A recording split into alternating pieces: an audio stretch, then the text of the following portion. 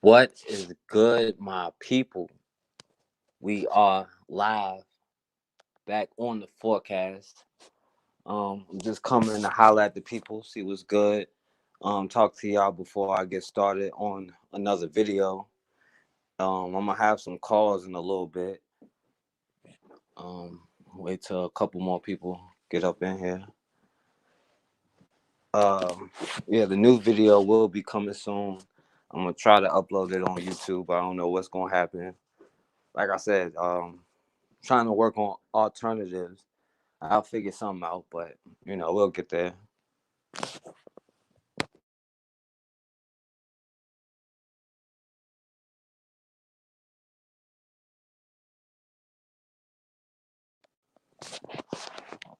But yeah, I'm gonna take some phone calls and everything like that. I wanted to come on and holler at the people.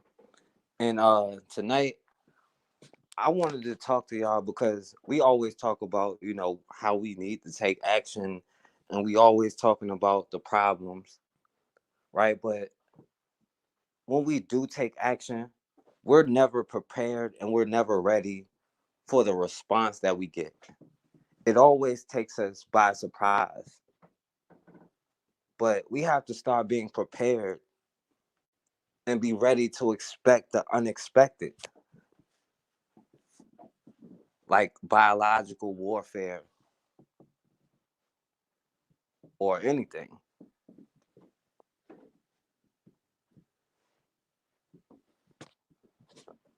But we have to be prepared for the counter, because white supremacy is definitely going to counter whatever moves that we make. All right, I'm seeing like the notifications is going out late.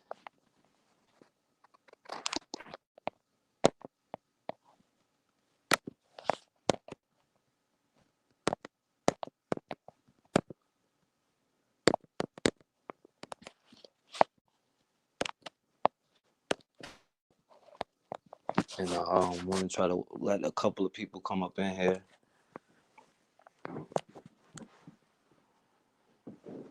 And I will be taking phone calls a little bit later. I want to talk to the people before, I get started on the next video. I know YouTube is kind of slow with the notifications. I want to let a couple more people come up in here and get started before we get started.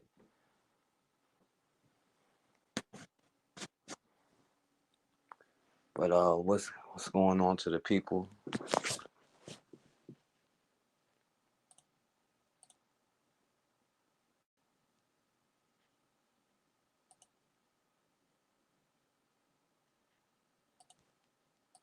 I always want to come on and show y'all some love. I want to try to do more lives, more chances to talk to the people, but sometimes I got stuff going on. But yeah, I want to talk to the people about being prepared for the unexpected, right? Because every single time that we make a move, when we do make a move, they counter it with something that we have no idea. What's going on, brother Bakari? I'm gonna take some phone calls in a few minutes. Call in, my brother.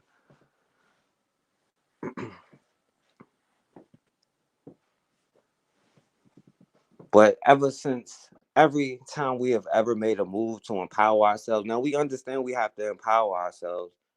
We understand the situation that we are in. What's going on, brother Roy O?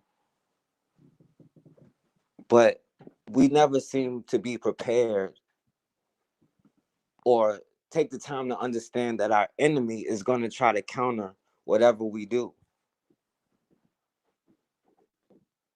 And this is coming straight out of slavery time.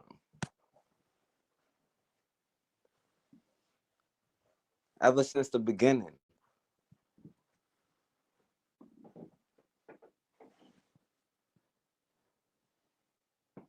right? And every generation that tried to build their own, they were attacked and it was destroyed.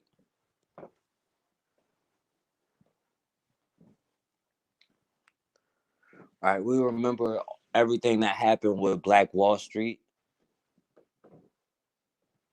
And it wasn't just Tulsa, Oklahoma. It was everywhere because segregation wasn't just in Tulsa, Oklahoma. It was everywhere. Right? But these cities were not only destroyed by physical violence that we weren't prepared for, they also used things like the Highway Act just to build highways right through our communities that were thriving. That's what happened in my city.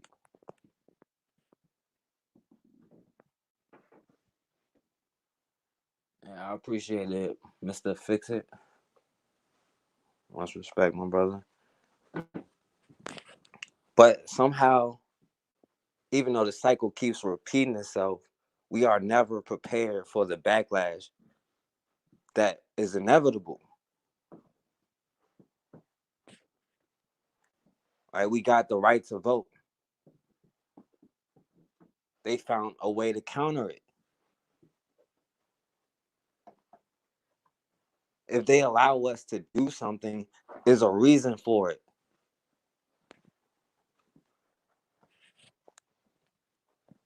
When you look at the, what happened during the civil rights movement and then into the Black Power movement to how we got to where we are today, right? That we're still in that position, right? We went from non-violence, letting them beat us up, to getting tired of getting beat up and fighting back. And then when we fought back, then they began to pass these laws. So what do? They go after the Black family. They start creating projects.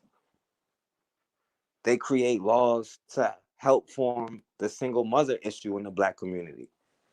And then what do? They introduce drugs. Now we all know how much the war on drugs hurt our community, right? But the literal attack with drugs on our community was so crazy that we still can't really even fathom it. These people literally made billions of dollars selling us drugs, and on the front end, they made enough money to where they could actually fund a war, right? That means Black people in America, mostly Black people in America suffering from the crack epidemic, could literally fund a war. But we all know Black people didn't have boats, we didn't have planes. It's documented evidence how these drugs got into America. The CIA, the CIA was bringing these drugs into America. They try to say they had no idea it was happening. They just turned their head. But who do you think was getting the money from all of this drug sales? Think about it. If Freeway Rick Ross was making millions of dollars, these people was making billions of dollars. And at the same time, introducing this drug into our community, this was a way to destroy whatever little militancy we had left.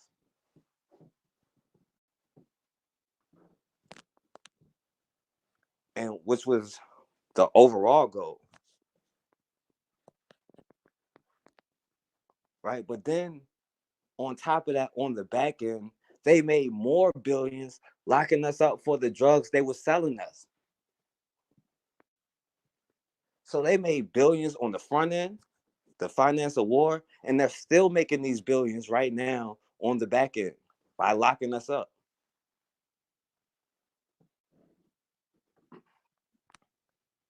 And then the president, who was probably co-signing all of this, made his campaign on the war on drugs, the whole Just Say No campaign. Like, that's the kind of strategies they use to dismantle us.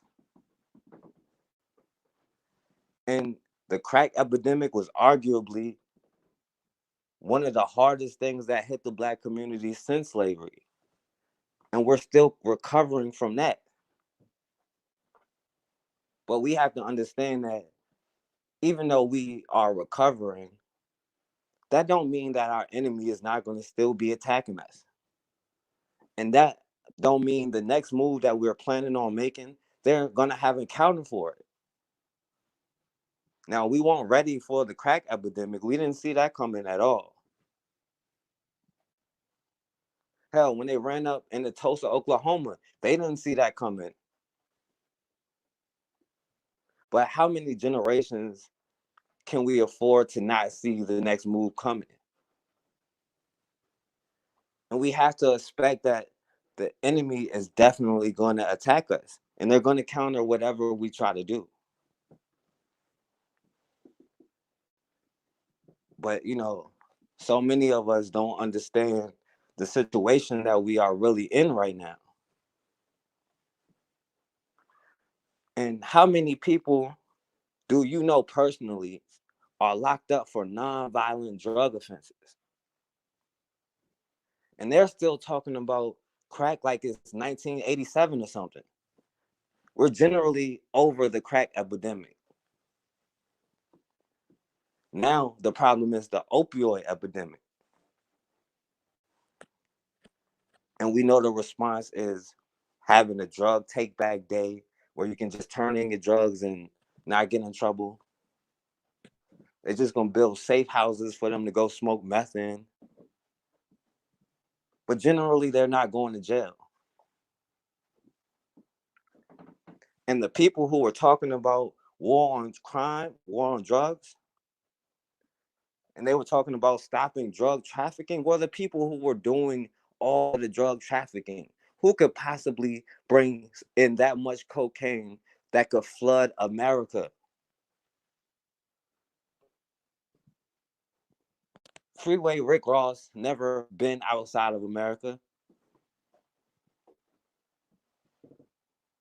So how did all of that get into America? But these are the people that are making laws to lock us up for the drugs they're bringing in. And now they can implement, the 13th Amendment, reinstitute slavery, all while funding a war. But if we could spend enough money to where we fund a small war, the Nicaraguan war, right? Why can't we put our money together to make our own economy, to build our own schools, to build our own protection? It's just that we don't believe that we can, because we've been hit with so many epidemics. The crack epidemic was probably just the latest epidemic.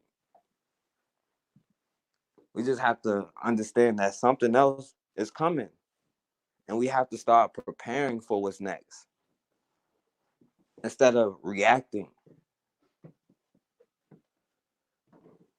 Because, they could just send some disease that only kills Black people. But, we don't have no doctors or nobody who can come up with a cure.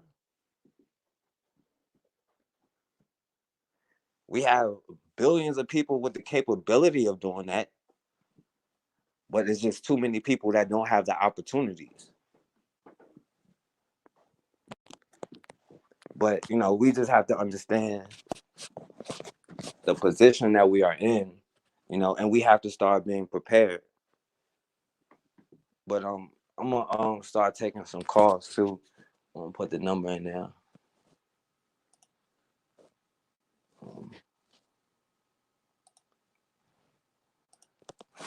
Y'all see,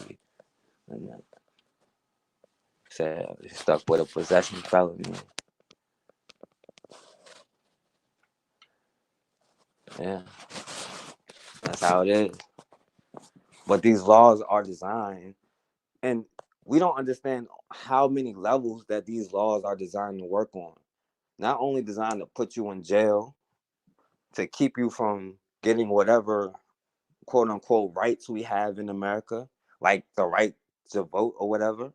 These laws were designed to stop us from doing all of that. There's a reason why we are targeted. Right? People don't understand the FBI was literally created to stop black people. J. Edgar Hoover, first job was trying to stop Marcus Garvey.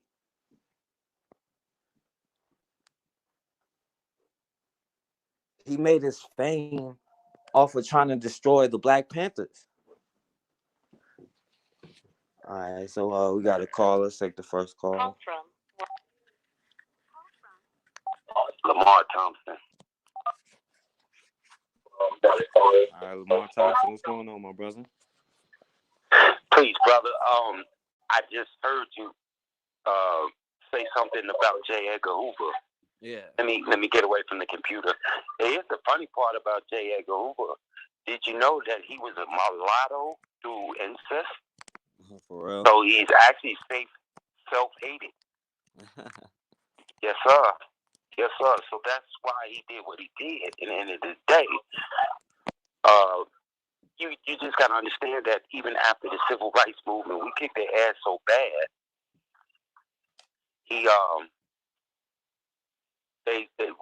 The government got kicked so bad that they had to create something in what was that 68, 69, baby, called benign neglect. And that's what destroyed us. That Colonel gave that bill to Nixon.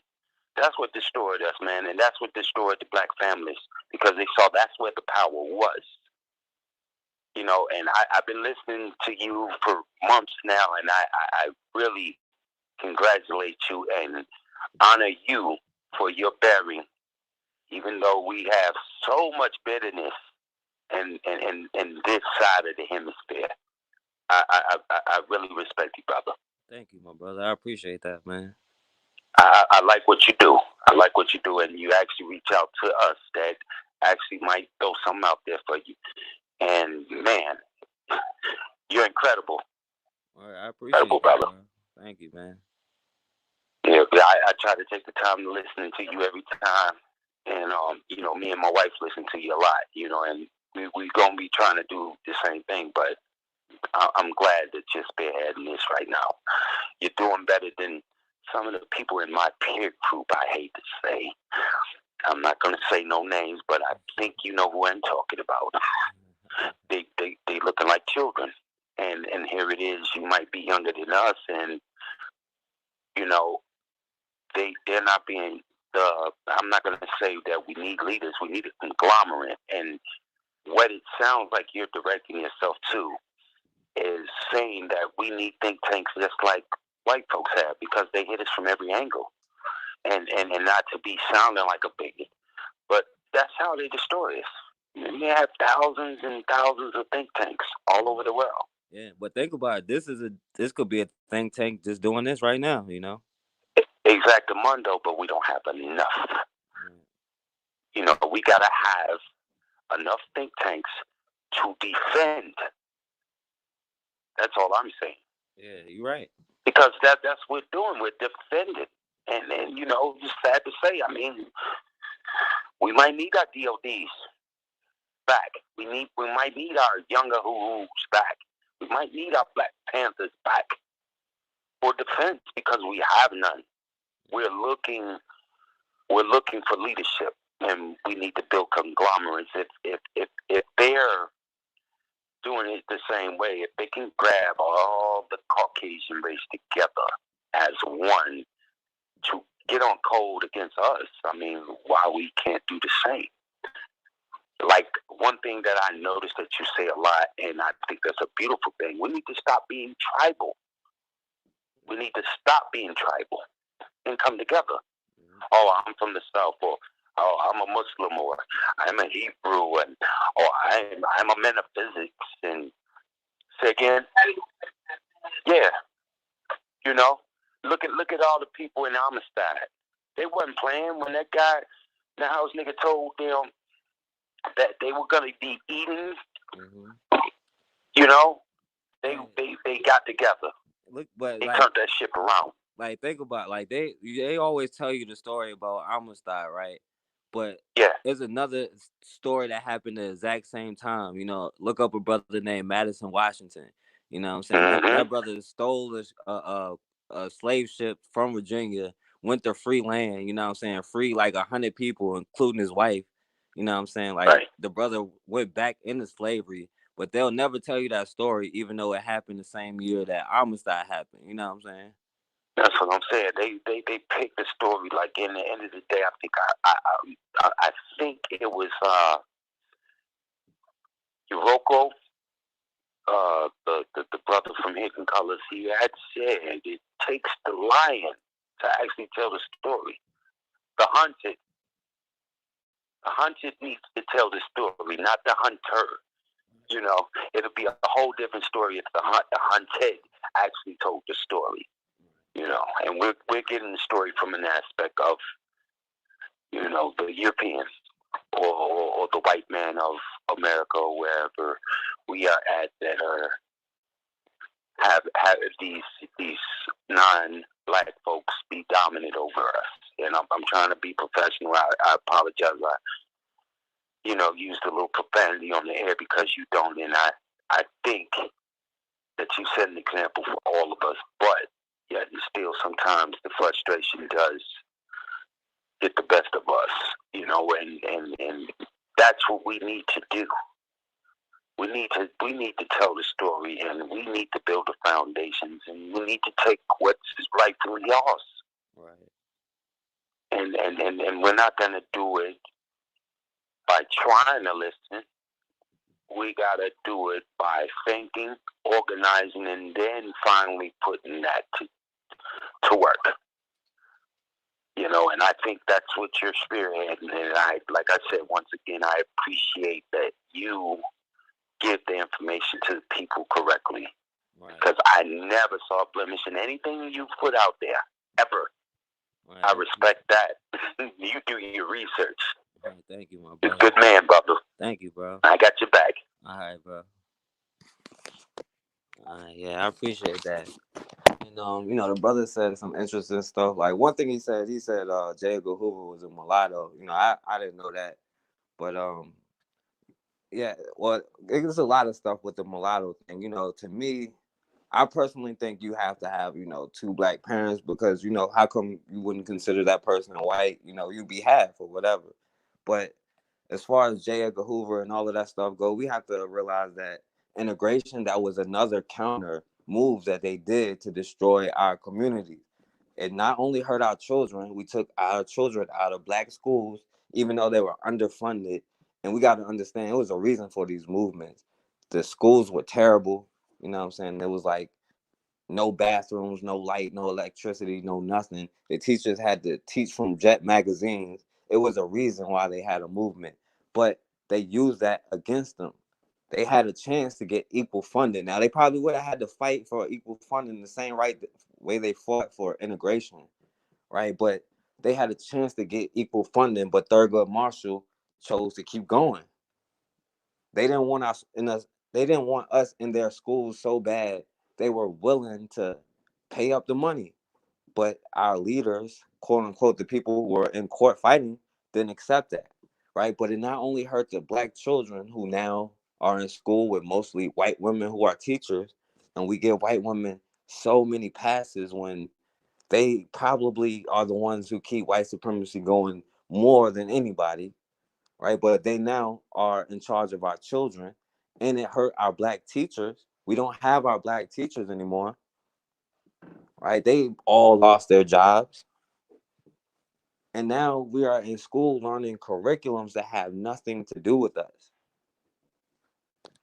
right? Like the brother was saying about Amistad. We're taught about things like Amistad instead of about Madison Washington, who literally went back into slavery to free his people.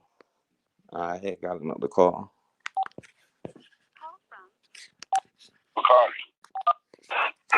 What's going on, brother Bakari? Peaceful, Cash. What's going on, good brother?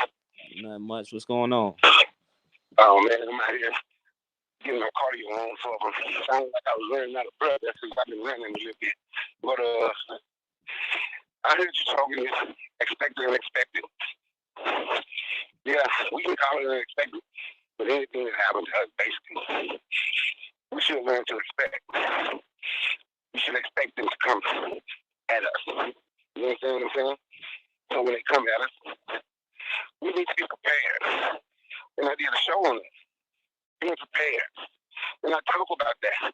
I even talk about this pandemic. Can you hear me? Because I don't understand my phone going out. It sound Um, kind. It sound kind of like muffled and stuff. this pandemic, I was trying to get a team saying, this was 2, 3 years. I was asking people, I said, let's get a team, 10, 15 people, and start preparing for when something go wrong. Our people are afraid, man. They were afraid because I talked about guns and bullets. They're afraid of us coming together because we like to mention what they're going to do to us if we build something. Because Oklahoma is the first thing that come to their mind. You know what, man? I'm gonna hit you back when I start walking, because I'm finishing around now, walking and shit. People get too hard on me. I'm gonna hit you back when I make it. All right. When I stop, I'm gonna call you back. All right. So you can understand me. Yeah. All right. Yeah.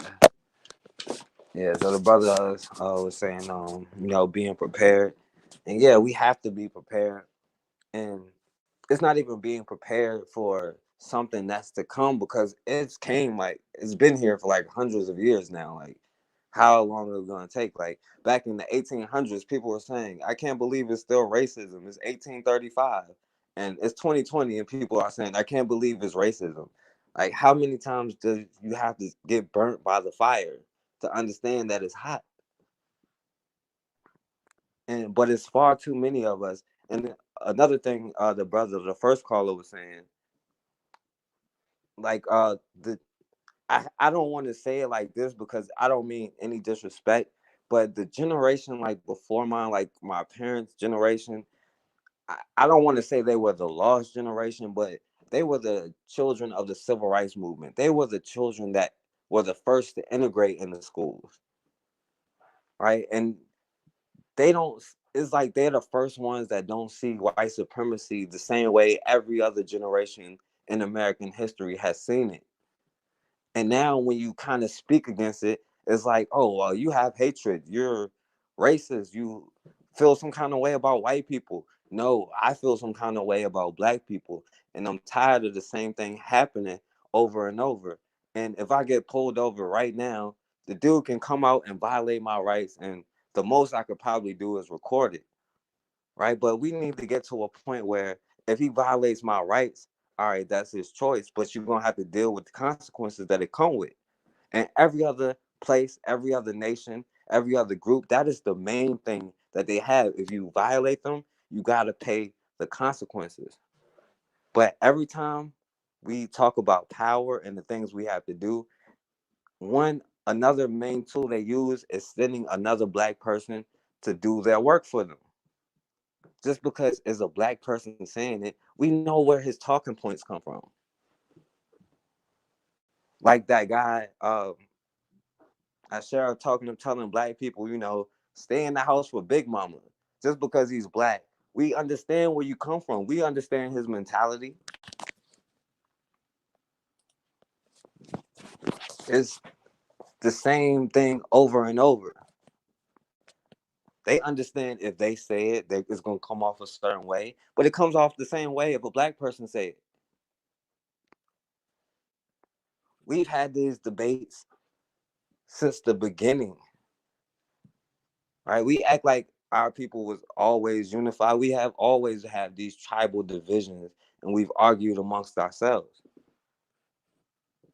right? And now, again, don't like to denigrate, especially like the ancestors, but people like Booker T. Washington, who said just ignore racism. If they lynch you, they lynch you. Don't try to fight it. Just go along with it. Most black people didn't agree with that, but they make people like him the spokesperson, and they teach us about him in school, and little kids will do a project on him, but they won't do a project on Nat Turner or Denmark Vesey. because all of their goals are to keep us in the same position. That's why they counter every single move even before we make it. They literally study what we do. I was saying the FBI was literally created to stop us from the 1930s up until right now. But if anybody want to call in, the number is 804-601-4015. We have to be prepared for the unexpected, because when we start having think tanks, they're gonna try to find a way to throw something in there to counter what we're doing and what we're saying. But the truth is, if we're doing what we're supposed to do, we can go tell them our plans to their face, and they can't stop us. The only way that we could be stopped is if we stop ourselves. But we have to understand that we are all we got, and we have been targeted for so long. And it's going to be difficult for us to be on the same page if we're arguing about whose fault it is the most, especially when it's something that has been done to us. But anybody want to call in or take some calls or whatever, see what y'all talking about.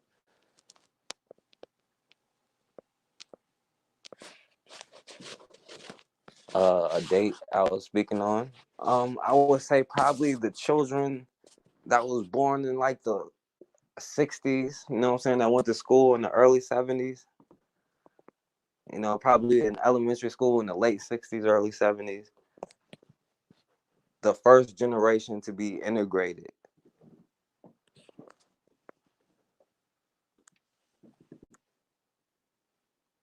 Right. And that's not to say, nobody in that generation did good things and there was no leaders or anything like that. But as far as a collective, right, that generation kind of led us from the Black Power movement to where we are today.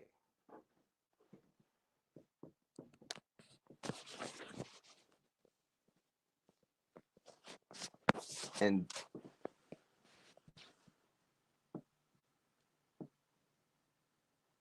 right, exactly. That's what I'm saying. It is always a counter. And I don't blame us for being the victims of, you know, we're the victims. I'm not victim blaming us. Right? These are counter moves to keep us in this position. We are at war.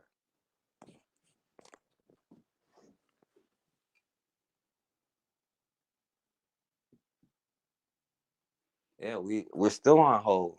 And we still have to learn how to fight racism.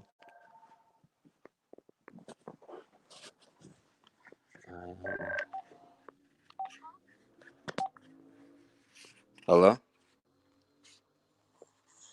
Hello?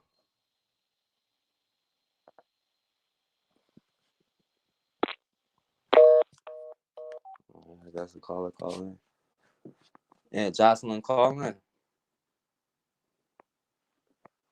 But when I say, that was kind of like the lost generation, they were as taught as children, right? That if you just believed in the American system, like we got the right to vote now. We get to go to these schools with white children now. Like we kind of made it. We can move out to a white neighborhood now, right? It was taught as children. So, I mean, I'm not blaming them, but, that's the effects of what integration did. And that was the effect it was meant to have. That's why LBJ felt confident saying, I'll have these niggas voting Democrat for the next 200 years.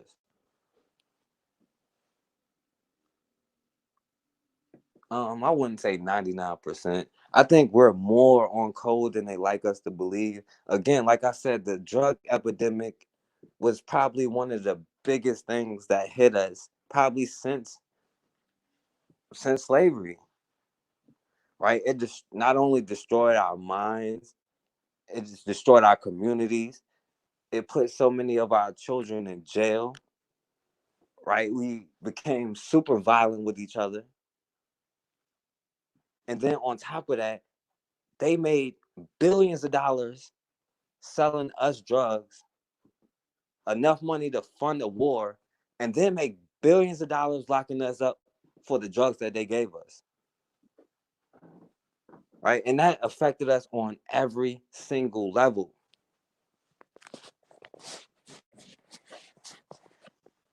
It had people doing things that they would never do. Selling your infant.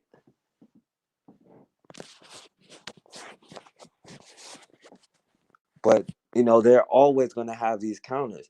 And when we get organized again, the point is we have to be ready for the next counter. Every single time, we never see what their counter is. We never see it coming.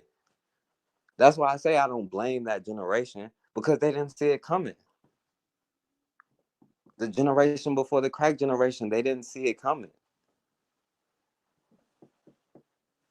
Right? But at some point, if we're going to get out of the situation, we're going to have to see it coming, or at least expect anything in all things. But again, if we stay on code and we're solid enough, we won't have to worry about any of it.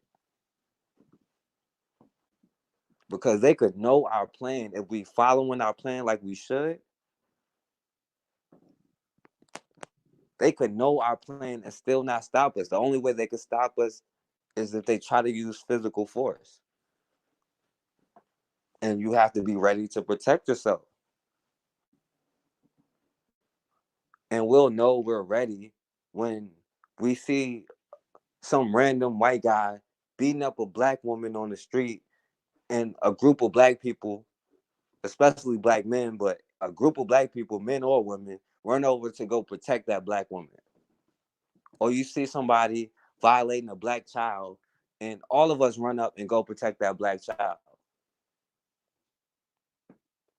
Right. Yeah, I mean, I'm sure it was, Lamar. Yeah, a lot of white worshipmen. But that's been instilled in us since the days of slavery. We got to understand that too.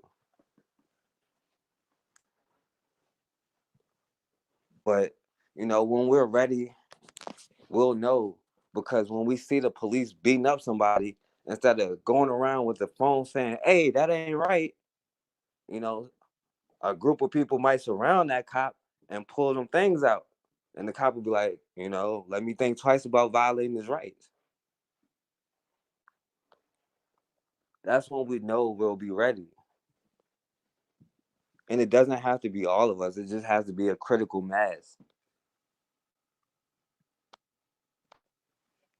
Right? Revolution doesn't have to be bloodshed, but most times it does lead to bloodshed, because the people who are usually in control will do anything to keep that power. But revolution can be never going to an Asian store again, whether it be a restaurant, a beauty supply store, or whatever. That's a revolution. A revolution would be creating a system where we could all put our money into, to where we could build our own infrastructure, our own hospitals, our own schools. That's revolution. And that doesn't require bloodshed. Now the problem is, every time we try to do what we have to do, people want to come in and try to shed our blood. And we cannot allow people to keep coming in to harm us, our children, our women, any of us.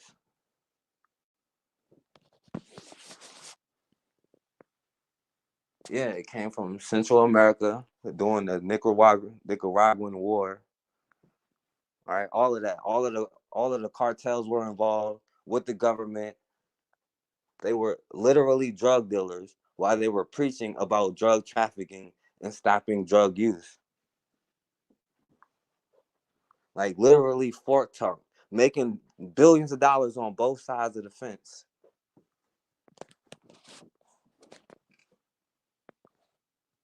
But, you know, at the end of the day, understanding that we are all we got is revolution.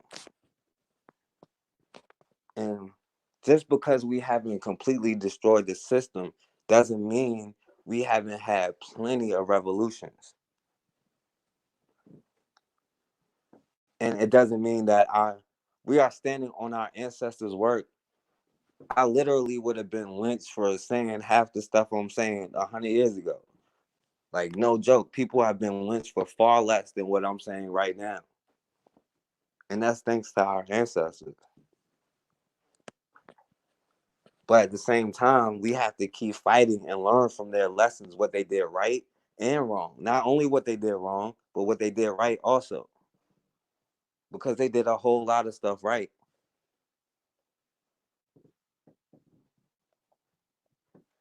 But we just can't expect the enemy is just going to lay there and not do anything to try to stop us.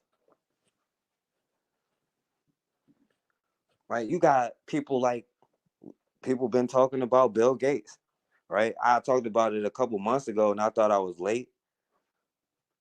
This dude, this white boy, has been kicked out of countries, for the kind of shots he's giving people, committing crimes against humanity. And they give him interviews on TV like it's nothing.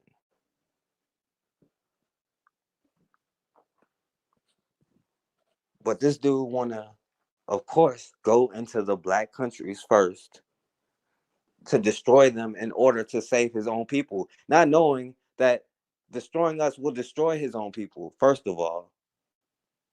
And they would never be the last people left anyway. Right? They will all die off before we died off. But, these are the people who are controlling the market now. Nobody ever voted for Bill Gates, but he's in a position where he could influence lawmakers to pass laws, to pass whatever law he wants them to pass. Do whatever he wants them to do.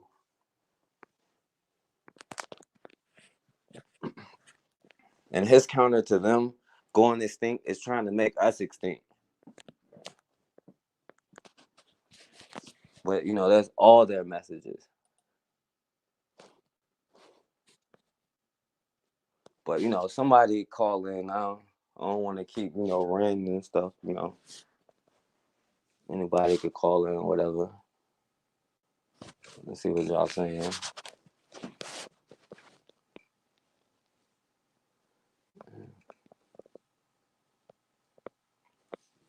Yeah, and then, okay, I'll take the next call.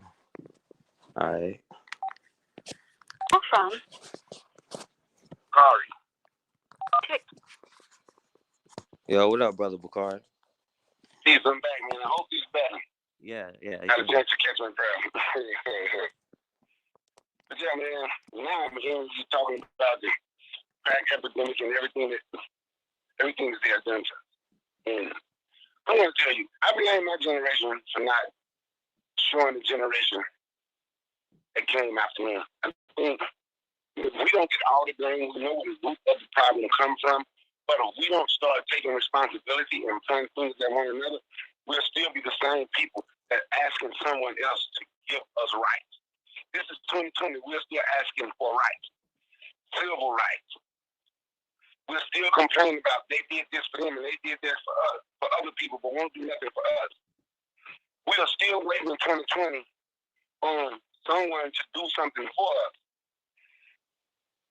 And that's just my take on it. And I think a lot of times it's because we don't accept responsibility for the things that we can do. If we accept responsibility for the things that we can do, our communities and everything, our neighborhood will be better, and we can turn our neighborhood into good communities. Once we accept responsibility, that's not taking the blame off anyone for the things that they have done. For the things that they have done to us, that's not taking blame off us. We just want to shift the responsibility to us so we can fix us. Because they're not going to fix us, And when I called in earlier, when you was talking about expect the unexpected, dealing with these people in this society, when I say these people and I say white people, white is everybody that's not black. That's how I see it. Everybody that's not black is not white, because that's the team they're on for their people, right? Everything, I expect everything that happens. And what we have to do, we have to get out here and try to get more and talk and try to show our people. Not just talk to them, we have to show them. We have to be able to just show our people something, give our people something to make our people want to come and join us, to make them want to be with us. See, it's easy for white people to get us to turn on us because they can give them money. We can give them lip service. We can give them knowledge. Some cases you're going to give them religion. We can give them whatever. But we're not giving them anything that's going to feed them and their family, if you understand what I'm saying. And that's what we have to do. That's our responsibility as well. With everything that we have been through, all these years in this country, we have to realize by now they're not going to do anything. That we have to do it. We have to do it. We have to take care of us. We have to look out for us. We have to teach our children. So when I heard you earlier when you were speaking on, you talked about Black Wall Street, right? In Tulsa, Oklahoma, in Rosewood, and the highways and all that. Yeah. The Highway Act. That's why when you look in cities now with the Highway Act, you see most of our communities, especially in a decent-sized city, most of the communities are surrounded by the interstate. You ever notice that? Yeah, right on the side, because they built it right through the middle. Yeah, and there's easy access to get to you. So for me, when I talk about certain things, I know what they did. So what I do is I try to look for something that we've done. Have you ever heard of New Africa, Mississippi? Yeah. Oh, I'm not talking about what they're doing today. The original New Africa, Mississippi during slavery. Right. Have you ever heard of it? You know what that is, right? They was like free blacks or something, right? Yeah, there was three people that they were slaves. They freed themselves and built a society among slave owners. Mm-hmm. And they stopped messing with them because they couldn't defeat them. They killed all the Native American Indians and they came and tried to defeat them. They killed all the white people. You look at old Union maps during the Civil War. Mm-hmm. New Africa, Mississippi is even on that. It's Clarksdale, Mississippi now. It's a long stretch of road called New Africa Road, right? Mm-hmm. So those are some of the things I try to talk about. I try to talk about some of the things where we won, but we have to get off TV and stop following whatever they give us all the time. You remember when everybody wanted to go stand with Standing Rock in the Dakotas, right? Yeah. Okay. Now, have you ever heard of Cujo Lewis? No, I ain't heard of that. Okay, Cujo Lewis was an ex-slave in Alabama. He was brought here illegally. He was from Benin, Nigeria. Actually, I know his descendants.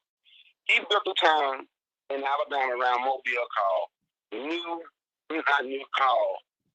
Africa Town, right? That was the name of it. He taught indigenous language. They had their own school. They had their own everything. Built right after slavery. It's still standing down. But at the same time, black people is fighting because they're putting this on television. Stand for Standing Rock, stand for Standing Rock.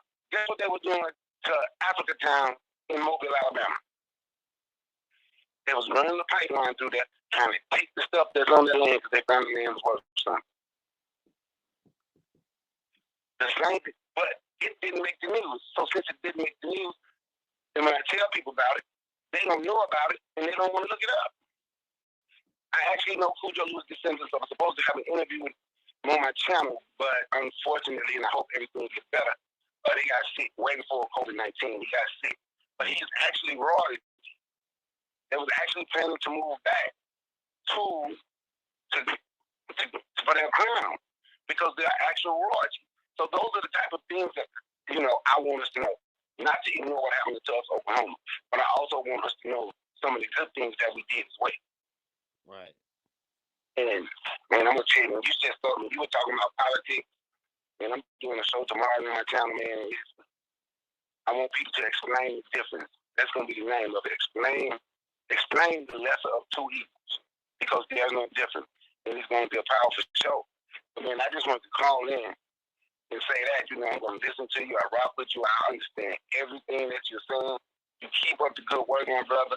And as long as you know you got my support, bro. One love. Well, I appreciate that, my brother. Thanks for the call, man.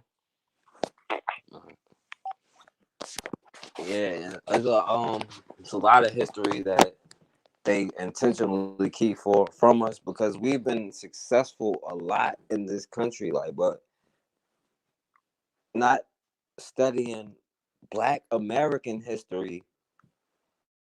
We don't understand how many success stories that we've had. That's why I tell the story about Madison, Washington.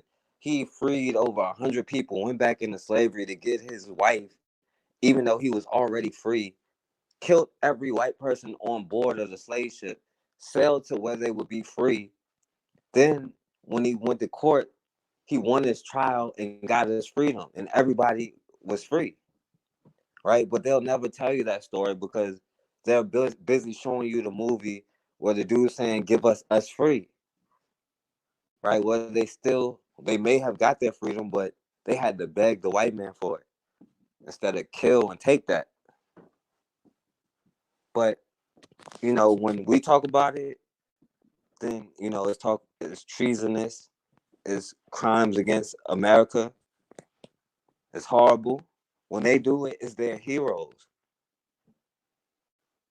I mean, George Washington was literally a murderer, criminal, a thug, and they put his face on the mountain.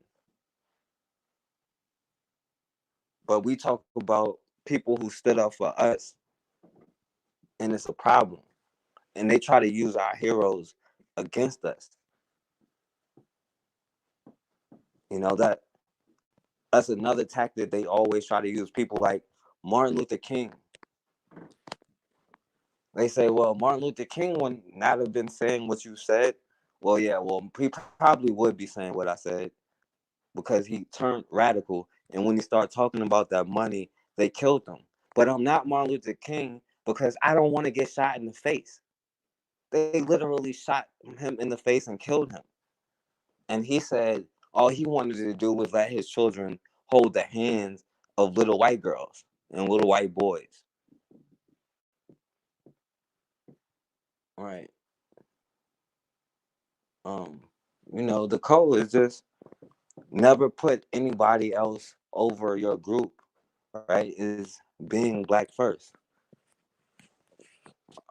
The code is, when a white person is on a jury, right? They're going to give the white person the benefit of the doubt. Or, if a white person needs a job, they're probably going to hire them first to help their community because they understand that money probably going to come right back to them. Because when you recycle the dollar in your community, you'll be more likely to spend it with your neighbor. You'll do the same thing if your neighbor spends their money with you.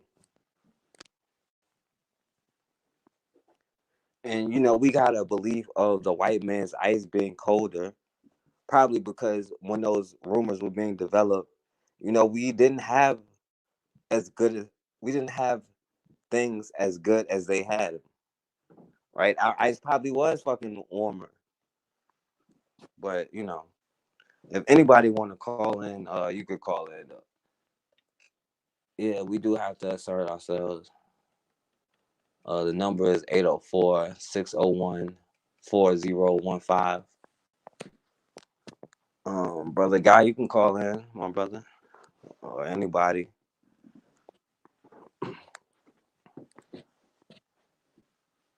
I don't want to keep rain on here. But every step of the way, they have tried to counter every single thing that we have done. when we had black towns and we were beginning to elect black mayors during Reconstruction. All right.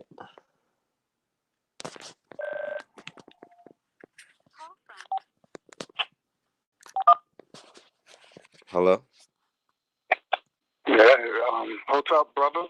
What's going on? Hello. Yeah, you hear me? Yeah. What's going on, brother guy? I'm good. Yeah, I just want to just want to speak my thoughts on the topic. You know what I mean? Uh-huh.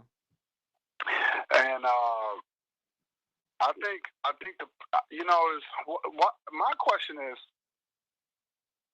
how come they don't make movies like the movie Posse, right? Where they show more movies where brothers sticking together and unifying, you know what I'm saying, fighting against the enemy, you know what I mean? And I noticed that when you see movies like Expendables or whatever, you see that one black guy and he's surrounded by a lot of white dudes. Right. You know, you see a lot of white unity, but you don't see a lot of black unity. You know what I'm saying? And this is another form of brainwashing. You know, I think and like I said, it's a because look, let's be realistic. We are visual people, right?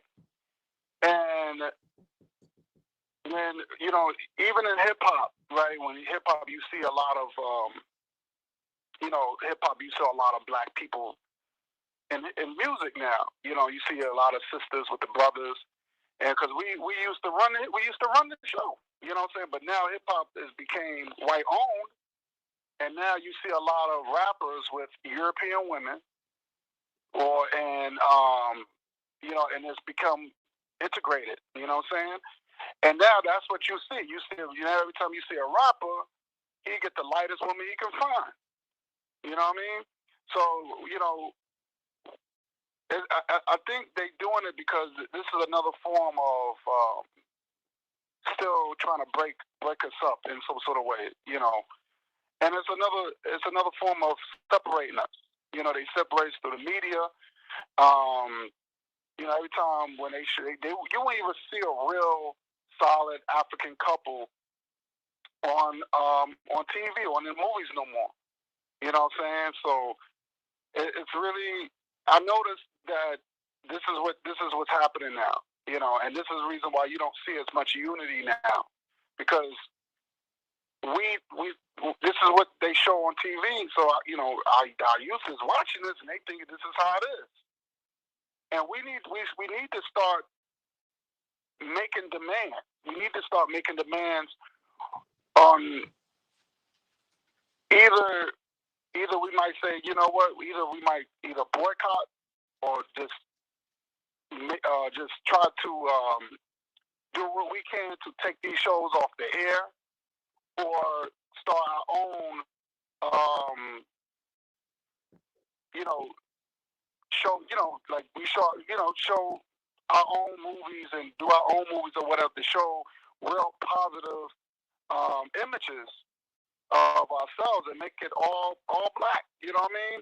Because that's all you see. You just see another. Even when it's come down to superheroes, you don't really see all black superheroes. I mean, you might see Black Lightning, but then they try to water it down by showing some homosexual stuff. You know what I'm saying? So it's like you damn if you do, damn if you don't. So I just want to throw that in there because I just see a lot of they try to brainwash us still. Nothing has really changed. You know what I'm saying? So I just feel like they're just trying to destroy us through the media now, and a lot of our youth is watching. And it's like, how do you? My question is, how do we?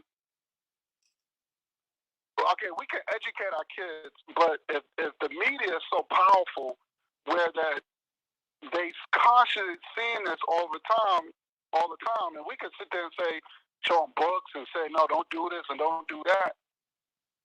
For the meantime, how can we fight against that? How can we say, look, how can we fight against the power? I would say the power of SB. You know what I mean? So I think that's my question And I want to just like, because that's what I'm worrying about. Because I don't want my kids to um, thinking that's the way it is. Even though I'm like, tell them, look, I don't want you doing that way because it's it's they trying to brainwash you. It's not real. So I think that's my worries about it. About the media. The media is still killing our people to this day. Right. So I just want to just tell my thoughts on that. Yeah, that's real talk. But yeah, to answer your question, the the problem that they have, the media has always been used to target us and to spread a message. They can spread whatever message about a certain group they want to the world, and then can target that group and commit the same crimes that they act like the group is committing against them, right? But the difference is today, the problem they have is like the internet, right? The internet kind of changed the game a little bit. Now they can still control the internet, they can shut you down or whatever. But the problem is, right? I wouldn't know you if it wasn't for the internet. I wouldn't be able to talk to all of y'all if it wasn't for the internet. So now, I made connections with certain people that I wouldn't know, right? And if something did happen to the internet, now we can meet up in person, right? And now you can get in contact with somebody, and they can't. No matter what people think, they can't control every single thing. Now, when it start getting hits and people start looking at it and seeing it, that's when they come at you. You know what I'm saying? But they can't start every single thing from the grassroots, right? And especially if a lot of people start flooding it, the only thing they can do is shut down their own stuff or do something that's like blatantly racist, which YouTube does do. They target black users, but at the same time, they can't stop. But so much where I'm still on this live stream now, they can shut it down right now. But we've done what we've done, and people have heard what they've heard, right? And it may have changed somebody already to do, like Pac said, if I can influence the person that changed the world, like we may have done that just now. Like the internet kind of changed the game a little bit, but we got to get back to owning our own, finding a way to own our own media, our own newspapers. That's what we used before to spread our word, our newspapers, and stuff like that. Is ways you can communicate, like you said, through books, even though they may not read, but if the internet is gone, people are going to probably read more. So right. But and I think you're right about that, because if it wasn't for YouTube and Facebook and stuff like that, I wouldn't have I wouldn't have known what I know now. You know what I'm saying? So, and it's, because the media have educated me through a lot. That got me to interact with other people more. So I think that it does help. But like I said, I think that window is going to eventually close. Soon. You know what I mean? Because the enemy might say, well, you know what? No more. No more black stuff. You know what I'm saying? If you're not cooning, then then we're gonna shut it down. You know what I mean? So I think that's what we need to start doing. We need to have our own media outlet, and that's run by us and for us.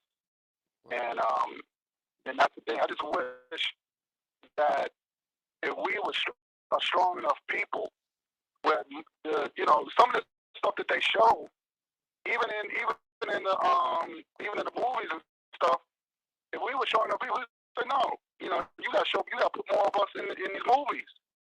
You know what I'm saying? You got to put, how you going to, even with the slave movies, you always show us being mistreated. But like you said, and I've heard you say that they don't show us fighting back. They don't show us really chopping off the heads of the enemy. Right. You know what I'm saying? The people those that are enslaved, they don't show these things. And there's been a lot of slave revolts, and throughout not just the United States, but even the Caribbean, even in South America. Mm-hmm. There's been a lot of slave revolts, and they don't show that. Right. So, I just want to call just to say my thoughts on it. I appreciate you having me, brother. Yeah, of course, bro. You can call in anytime, dog. All right, my brother. All right. Take care later.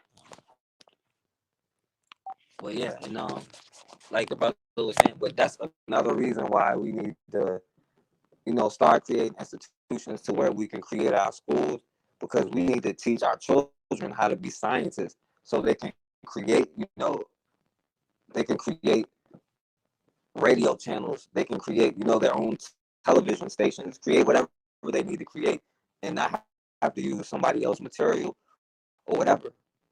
Right? We have to learn how to get back to that. But anybody can call in, and the number is right there on the screen.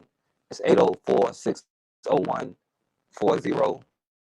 But yeah, the brother guy, he was saying a lot of real stuff because the media has always done that. There's a reason why the president showed the birth of a nation, the first one at the White House, and the birth of a nation that just came out. They targeted it.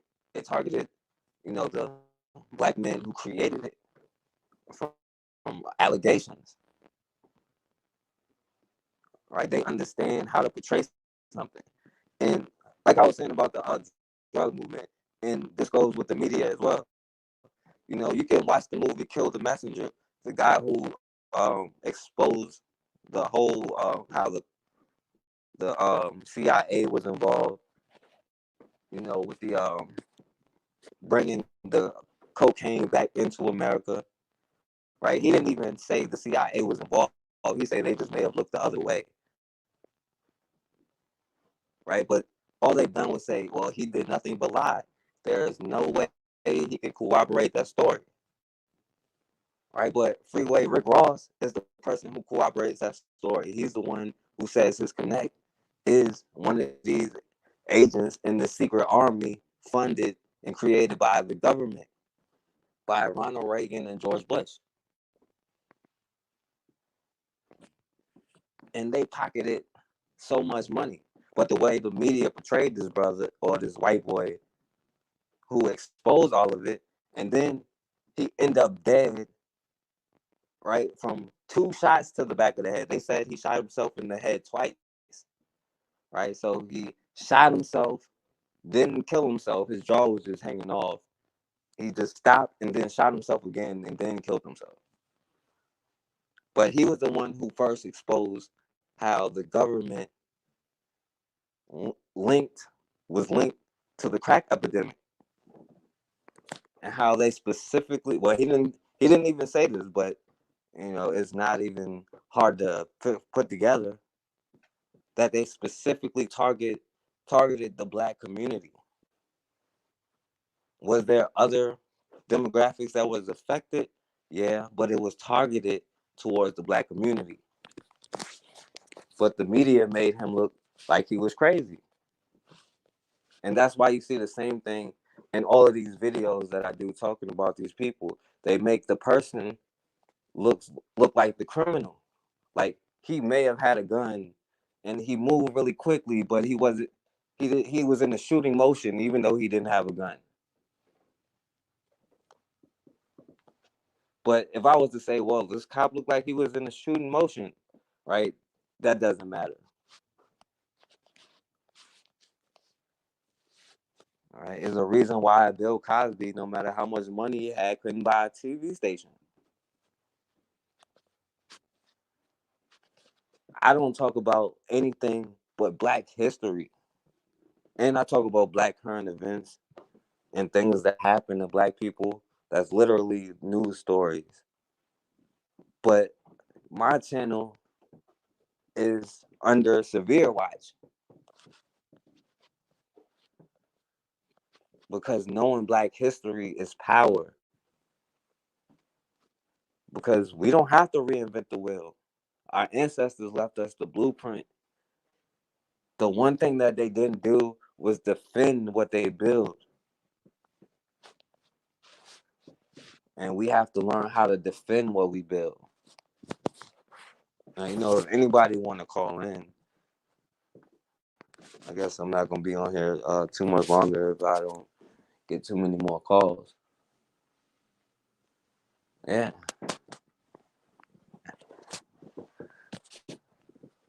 Yeah, history is like, it's the lessons. People learn that history so they don't make the same mistakes over and over. We're just the only group that's supposed to forget our history because everybody else committed crimes against us that they still have to pay for. I'm not gonna say they didn't pay for it because they're going to pay for it. But they want us to forget. But I don't forget anything. And it's not just the European slave trade, it was the Arab slave trade too. Right? We can't forget about what they did. But we still support their stores. Don't you think it's conditioning for us as a people to only not support us? Everybody else doesn't support us, but they will support their own and they will support each other. But we are the only group, and I don't like saying we are the only group to do anything, but we are the only group that only support, our we are the only group that support every other group other than ourselves.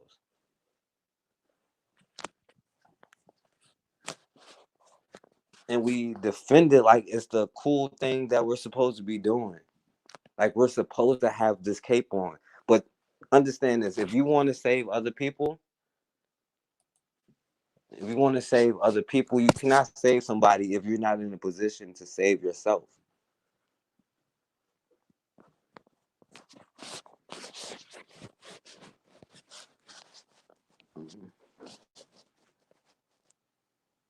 Yeah, forget and forgive. That's what they preach. Yeah. But anybody want to call in, the number is down there. Shawala. Try to not forget that name. Call in, sis. Yeah, we are hard headed. And if we were as violent as people say we were, then we would have we wouldn't be in the situation to begin with. In fact, we would have other people in the position that we are in. Right? We naturally happen to be this kind, forgiving people. Right? But like the brother was saying with the media, we see ourselves in movies and on TV and on the news. And just like everybody else, when they see a black man walking down the street, you start gripping your purse a little tighter. You kind of want to cross the street. You think, well, is this dude gonna try me? Right? Just imagine walking down the street and it's two white boys walking down the street, right? You probably won't even pay them no mind, but two black dudes and white tees. One may have dreads or something. Most people get an image in their head. And it goes back to that doll test. When you see a black doll, the children don't want to play with the black doll because it's the images that's put in your head that was beat into us, physically beaten into us. But we got to beat it out of our own heads. Yeah, the Ottoman slave trade, you right. Yeah, all of these slave trades. But, I mostly talk about that because race mostly was a thing in the 1400s, 1500s, and really in the 1600s. Right? Even, and I seen something earlier talking about, all these slave trades, and we can't blame white people for the slave trade. But even white people follow their own rules to the slave trade up until the mid 1600s. It's against the rule. It's supposed to be against the rules of any religion to enslave that person for life. Right? So that chattel slavery is different. Not saying that any other slavery is whatever, but just for that particular talking point. Chattel slavery is a unique thing that happened in history. But that's neither here nor there. But anybody can call in. The number is on the screen. Oh yeah, definitely. Yeah, we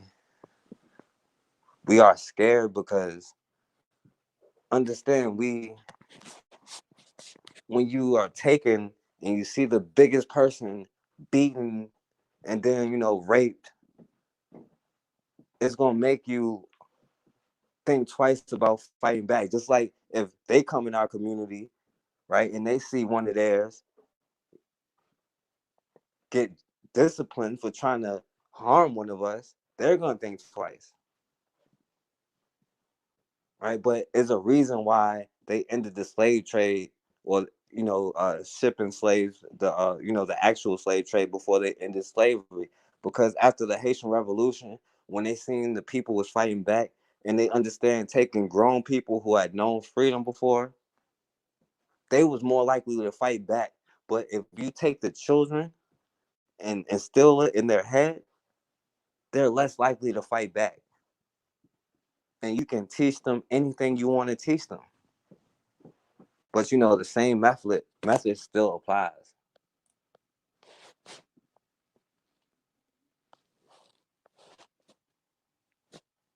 Yeah, I don't think the word nigga to me is not a bad word. I don't subscribe to the European definition, me personally.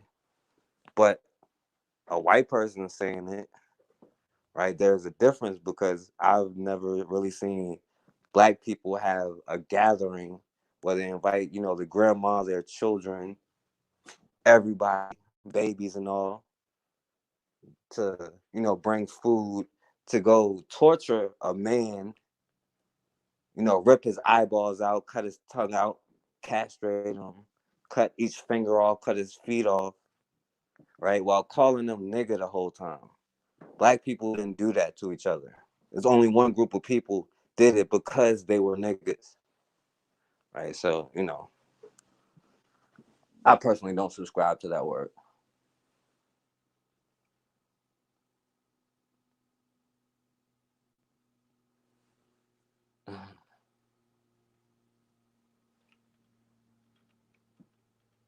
Yeah.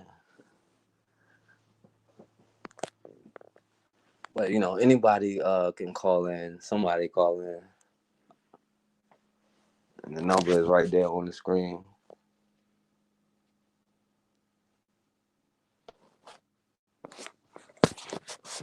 But the whole point I'm trying to make is for us to be prepared for whatever it is, right?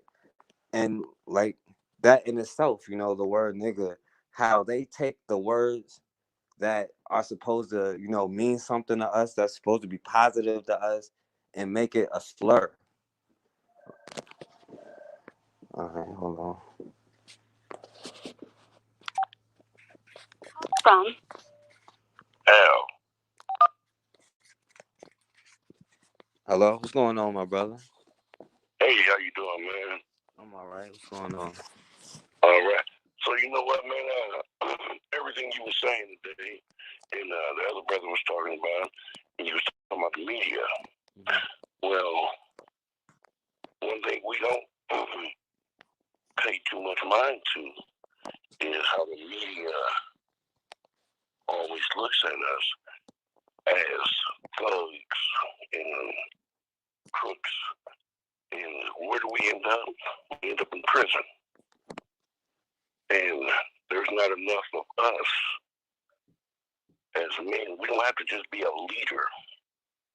Just us as men and women, grandmas, grandpas, aunties, and uncles. Like we are not trying to get out there and reach that crowd of young men standing on the corner.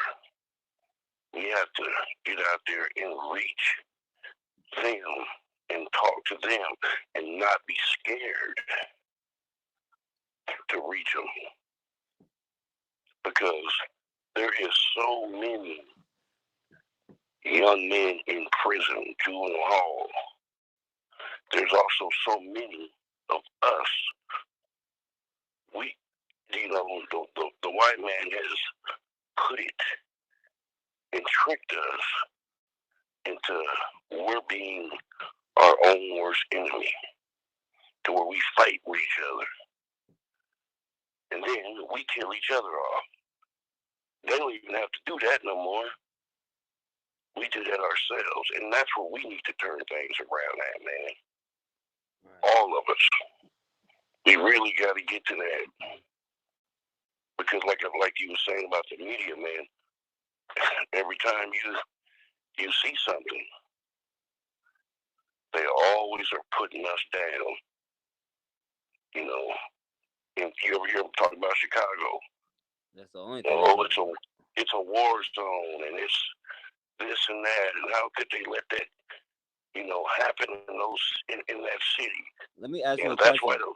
Let me ask you a Go ahead, question. brother. How many people actually got arrested for these murders in Chicago? Not many. So how could they say who was the person who did it? How could they say it's black on black crime if they don't know who did the murder? Exactly. They don't know who did it, but what are they putting out there? Right. That we did it. See what I'm saying? They're putting out there that we did it. Right.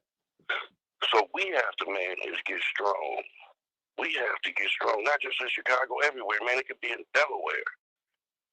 And we have to come out and get strong and create these black businesses and hire our own people.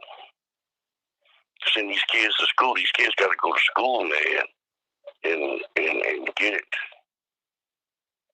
and go to college, because you know what, man, is one thing that one race fears is a black man with some smarts, because they know we work harder than them. No matter what, we can work. It can be 5 of them and 1 of us, and we can outwork all of them, and we will only get the credit for being as good as their worst worker. We could. Yeah. That's what they do to us. And nobody talks about that. Nobody sees that. And we got to be to that point where we don't need them to give us the chance to do it. Because instead of it being 5 of them, it's gonna be 5 of us, and we ain't got to worry about that. Right. And we can do it. And that's all I want to say, man. And let's keep us strong, man. Let's keep us moving. Right. We don't have to have hate in our heart to do that. We don't. Yeah. We don't have to have no hate in our heart to do it. We just need to just get out there, man. And the next time you see 3 or 4 of them, they up to no good. Rap to them. Yeah. I retired from truck driving, man, and I was a mover. And there was 4 brothers I helped get their license, and within 5 years, each of them bought their own 18-wheeler and was doing good still to this day. So it's all about hey man, you can do it, and sometimes words help a lot, man. Yeah. Sometimes words help a great deal. And stand behind somebody if they fall. Hey, I got you. Right. Let's keep going. Right. So that's what I want to say, man. And I think your show, man, is tremendous. And you keep doing it, and I hope everybody keep listening. And I hope we all fall in line, man. Right. I appreciate it, my brother. Thanks for the call, man. No, man. All right. All right. You have a good night, bro. All right, you too. All right. All right. Yeah, the brother made some good points. And just looking in the chat room, we probably gonna have to make that the next show about the word nigga. Me personally, I think that word predates them. And from my position, I don't accept the European use of the term. You know what I'm saying? So That's just my position. But we're gonna have to do a show about should we use that word, and we're gonna have to. I want to hear y'all opinions on that, but I don't want to mix it up with this show either, though. Hold on, take another call.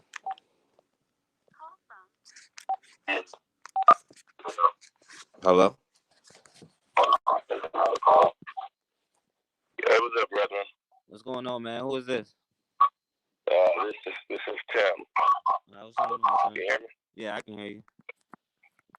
Yeah, I hear you talking about the N word. I want to break that down for you real quick. Now, do you aspire to the Bible at all, or no? No, I personally no, I don't.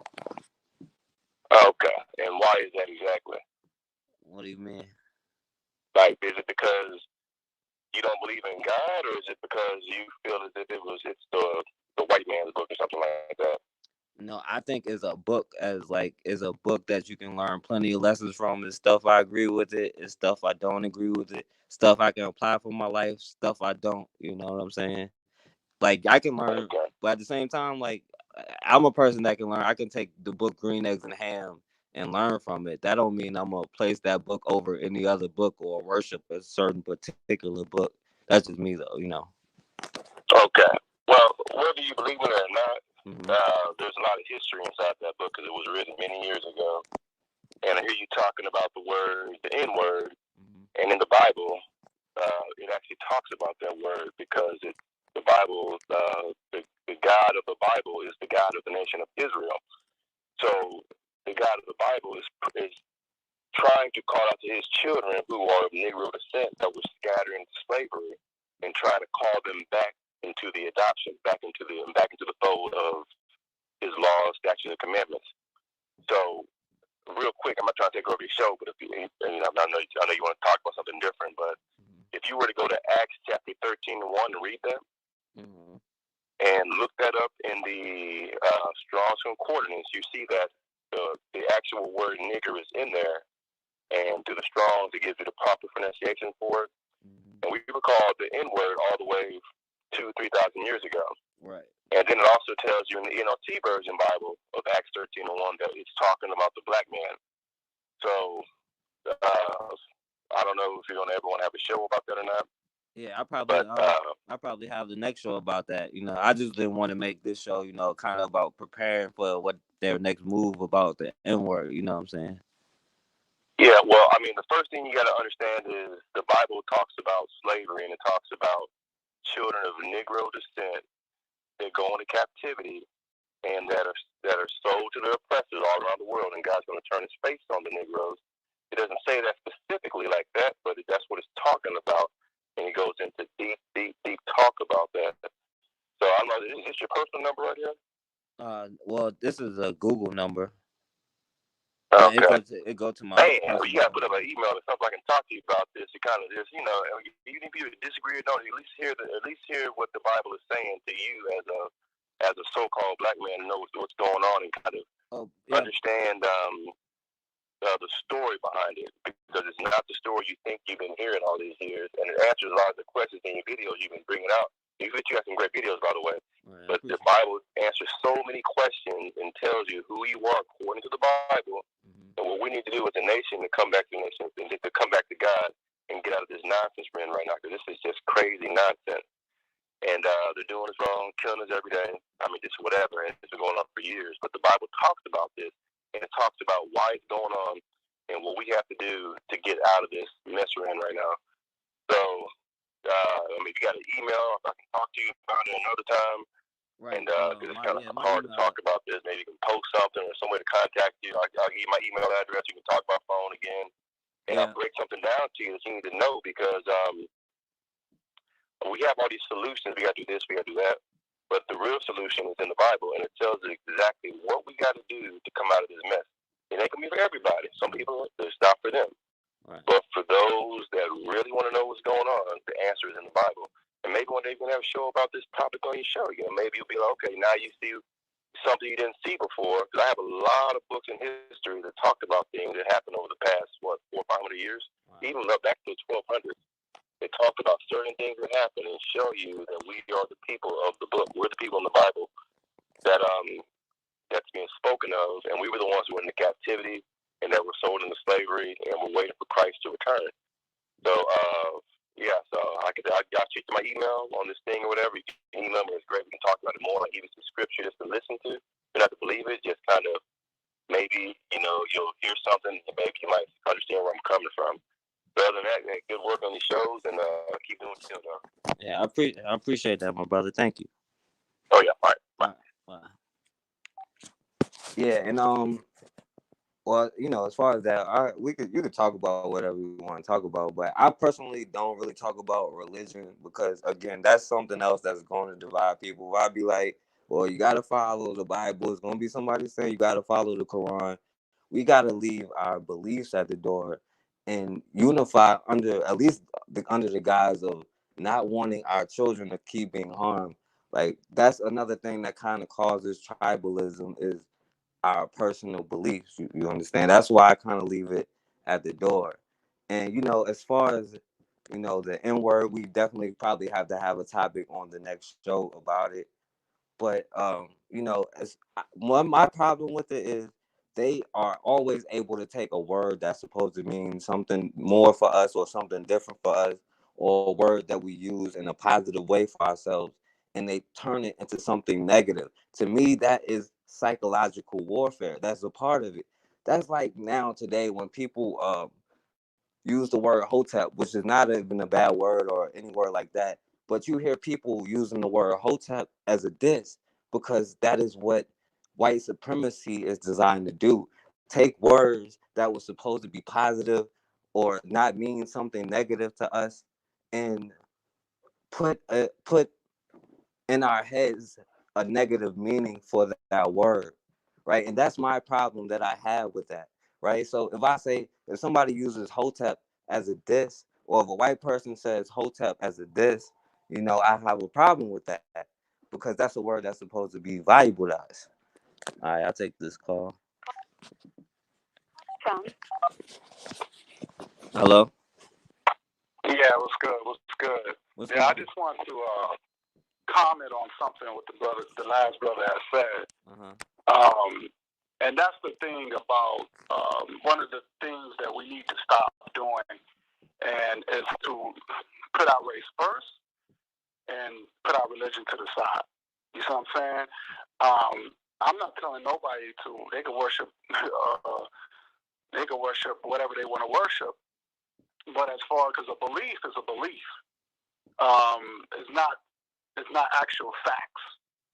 It's something that you can't prove.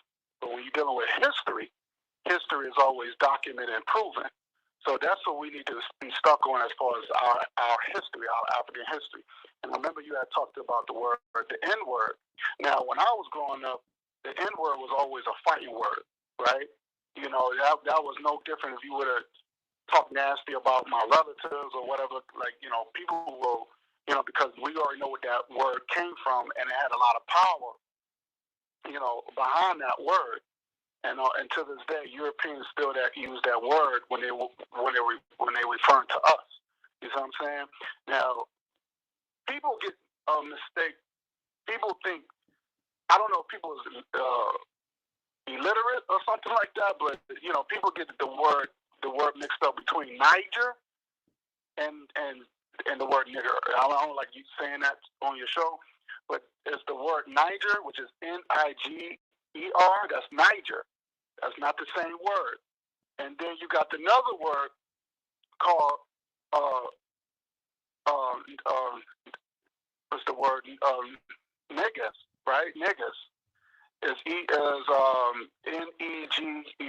right? That means king, right? That's an Ethiopian word, means king. It's totally different. These words are totally different. That's not the same word. So I just think that people need to know their history and really, know what the hell they reading. You know what I mean? Because you don't want to confuse our youth with that stuff. So I just think that that's another way of trying to, certain words have power. You know what I mean? So we got to be very careful what we say, especially through media, because that holds a lot of weight. You know what I'm saying? So the word that they've been using on us, it really came from a Spanish word called negro or negro. In Spanish means black. So that's what the Spanish came up with that. But the English people, they didn't know how to pronounce it. They didn't know how to pronounce it correctly. So that's what they used the word nigger. But we can't make that. I think we need to stop using that word, because, and it's sad because we made that word so popular, it became now everybody can use it. You see what I'm saying? So now black kids are letting you got black kids letting white kids use it on them. You know what I mean? So we got to be very careful because a lot of words has a lot of power behind it. You know what I mean? But that's where history comes into place. You know, so if you want to be free, I tell people, if you want to be free, know your history. Okay, the Bible and the Quran is not a history book. You won't, and I would bet any money. I would bet. Matter of fact, we could do it this way. I would bet any money. Show me any history from the Bible that's in the museums. Show me a Prophet Muhammad in the museums. In any exhibit in the museums, you won't find one. Find a Moorish empire in the museums. You won't find one. You want to know history? Go to the museums. And whatever's there, you're going to see a Greek empire, which is true. You're going to see Roman. You're going to see ancient Kemet. You're going to see all these in the museum because those are real historical facts. There's proof and evidence. All that other stuff is not historical facts. So we got to be careful what we read.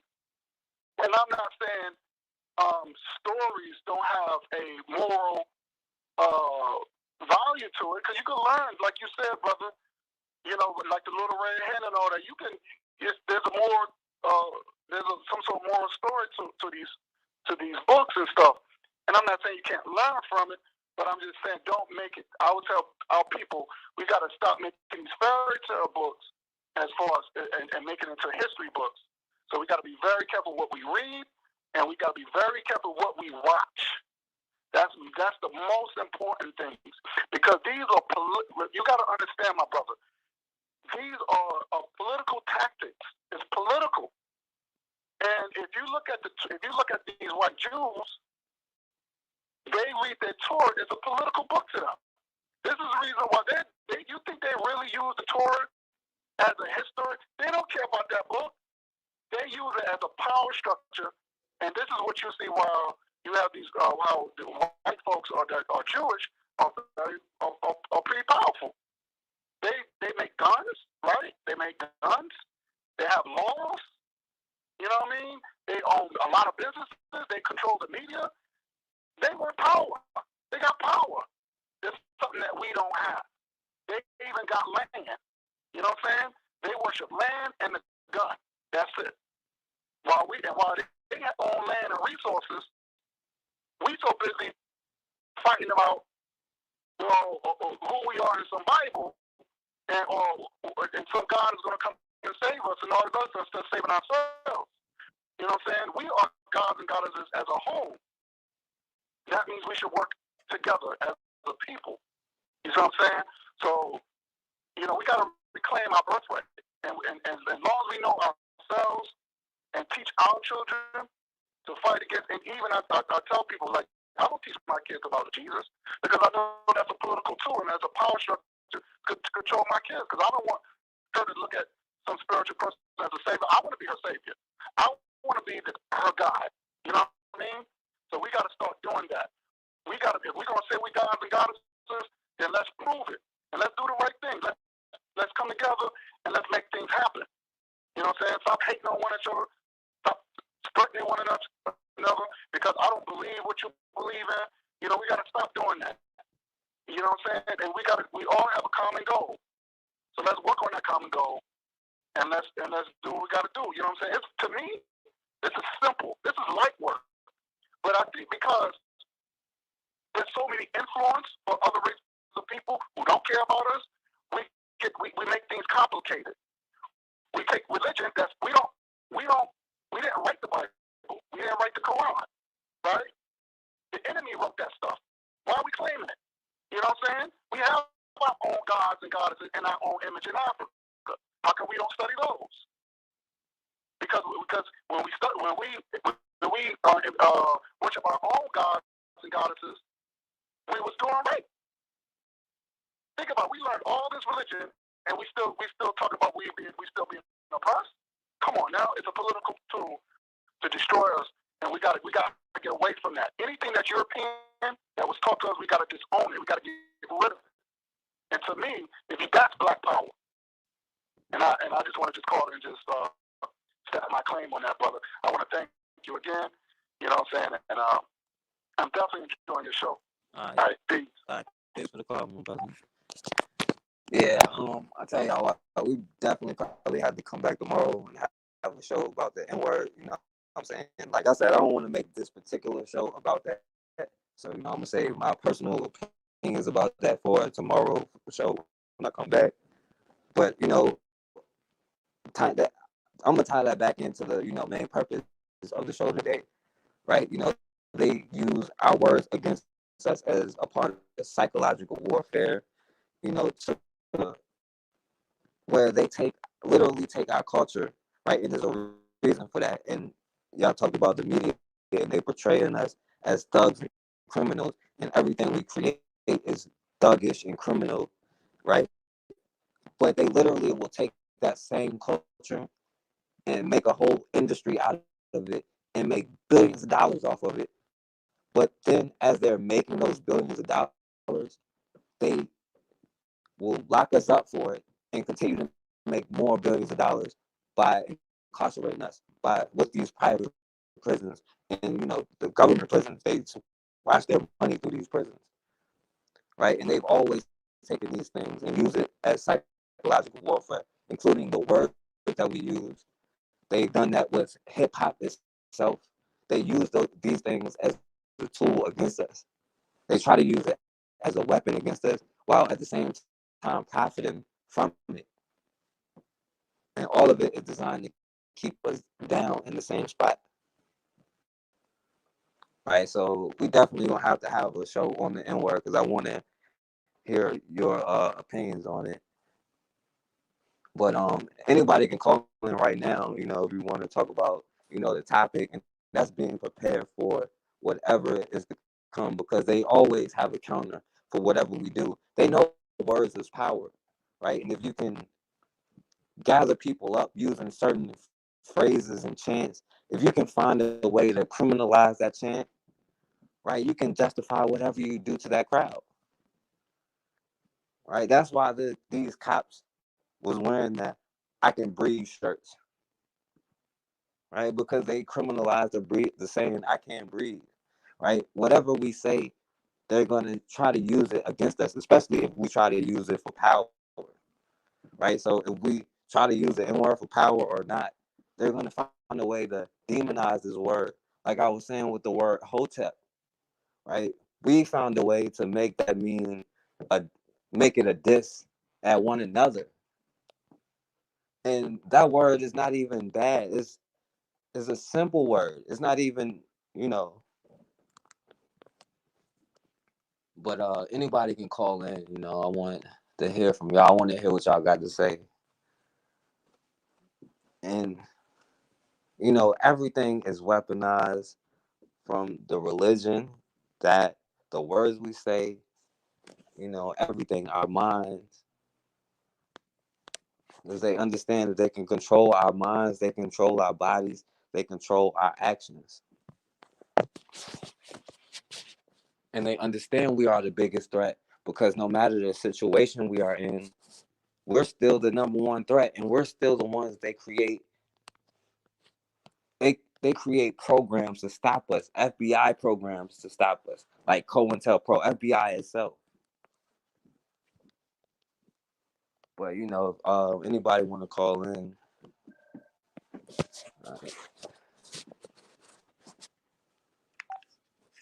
Call from J-Part. Hello? Hello, this is J-Part. I just wanted to mention, as you're talking about words, Mm-hmm. okay, it's weird. I just wanted to call in and mention something. You're talking about words, and it's kind of interesting that right now we're actually under quarantine, which is, a medical term. You know, quarantine is a medical term, but they're calling it lockdown, which is actually a jail term. You lock down prisons, lock down people with health issues, you quarantine them. Yeah. Hello. Yes, can you hear me? Yeah, I can hear you. You said when being locked down, that's you quarantine them. Lock them down with health issues. Right, it's quarantine is the health term, and this is a health crisis. Mm-hmm.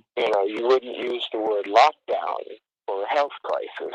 You use lockdown as a prison term, and it kind of makes me think of what Neely Fuller says, is that, we're all in a jail, just when you go into greater confinement is when you're put in prison, So it that's just been going through my mind every time I hear this, we're on lockdown, It just, my mind just goes to that. Lockdown is not a medical term. Right. So anyway, that's, and the other thing I wanted to say is that this whole thing with I know you don't want to make this show about the N-word, but, you'd never hear, a Spanish person, calling themselves a negative term among themselves, but they're using a term that's negative to us to talk to everybody. I've heard Chinese people using it. I was on the train the other day and heard some Chinese guy saying to a bunch of other, using the N-word to talk to themselves. When, you'd never hear anyone saying, yo, you my stick, or yo, you my kike, or yo, you'd never hear it. It would never be allowed. But we have used this word in a way that has allowed other people to now start using it as a slang. And I'm as an older person, I'm kind of troubled by that. All right, I feel you. I understand that. But I'm sorry. No, I said I understand what you're saying. Yeah. So I guess that's really all I, wanted to say. Those two things have been troubling me for a while, and I just thought I'd express them, and this seemed like a good place to do it. Oh yeah, definitely. You can call back anytime you want. Great. And thank you so much. Have a good night. You too. I'll be listening. I'm going to continue listening. Okay. Thanks.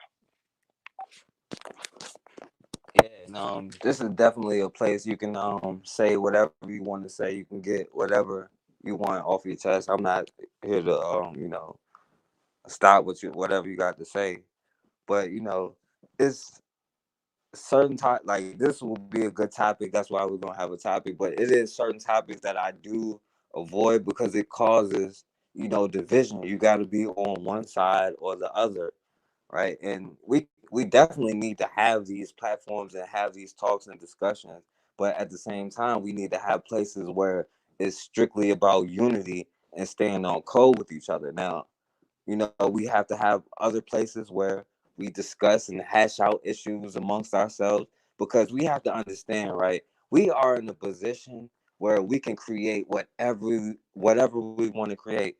We can create whatever kind of culture we want to create. We can call ourselves whatever we want. We can follow whatever doctrine. We can create our own doctrine, right? We are in a position where we can do whatever we want. We can make the laws how we want to make them. We can say who says what word and who doesn't say what word, right? But first, it starts with us, putting aside whatever differences we have when they come in there to harm one of us, and that's the purpose of, our videos, because it don't matter what you believe. Any one of these things can happen to you at any single time until we as a collective, as a group, are until we as a collective stop allowing it to happen.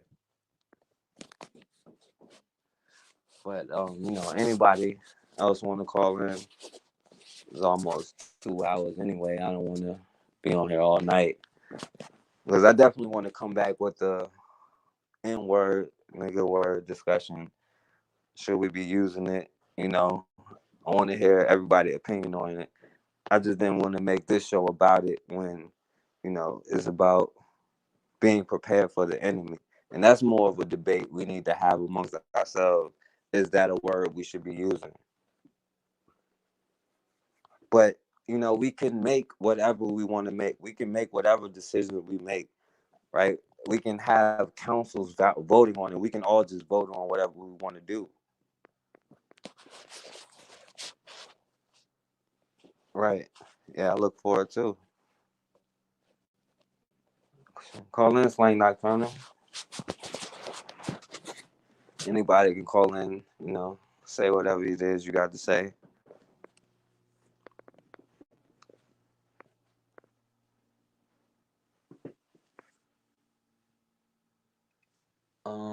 Oh yeah. Well, I might not do a panel just so I can because I might not even say anything. I might just take calls, or I don't know how I'm gonna do it because I know a lot of people want to, say what they want to say. I don't know. I might, let people come on the link or something. I don't know.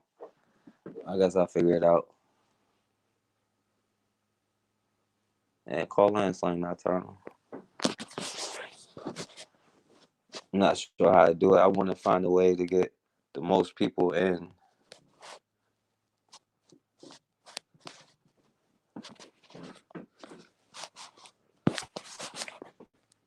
But at the end of the day, is us understanding that we are all we got, right? Is us understanding that whatever we try to do, whatever we come up with, right, the enemy is going to try to flip it and use it against us, and at the same time coming up with their own, weapons against us.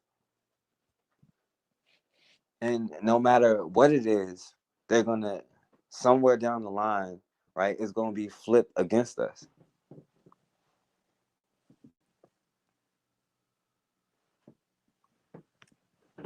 And we have to be prepared, right? These are people who will do something to affect us on every single level and make billions of dollars off of it from the front end and on the back end, punishing us for whatever they did to our communities. That's all they've ever done. And we can't keep making the same mistakes. But I'm gonna try to give it a few more minutes and see if anybody else want to call in. The number right there on the screen is 804-601-4015. I know y'all probably want to call in about the N-word. But yeah, we definitely gonna have that discussion.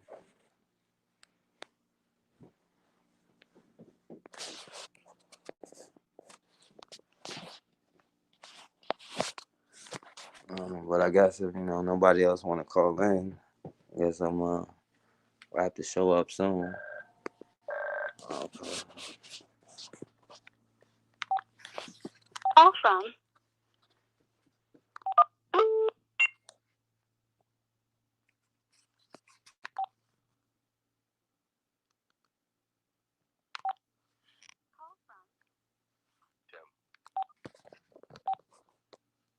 Hello. What's up going on, forecast? What's going on? Hey, I just want to say something real quick to the brother that called in earlier, talking about the Bible is just a story, and the Jews, they prospered and whatnot. The Bible is your history. It is the history of the Negro race. Like any other book out there that has history, the Bible is history. And those Jews, you keep calling the Jews who prospered and whatnot. No, you're the Jew. And if you read Revelation 3 and 9, it talks about that.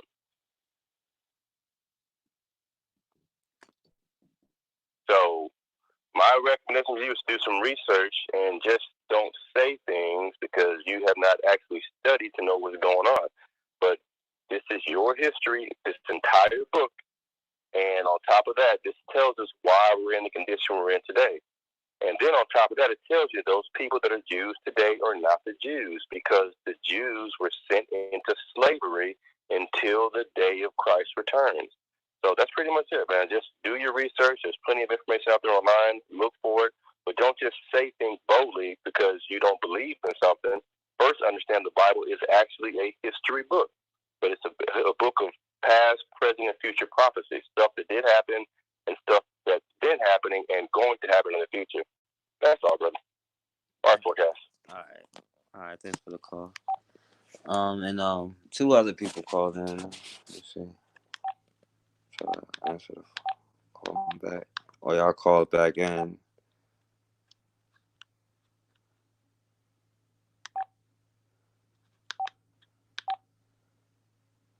I'm not sure. Oh yeah. Whoever called in, you can call back in. But okay.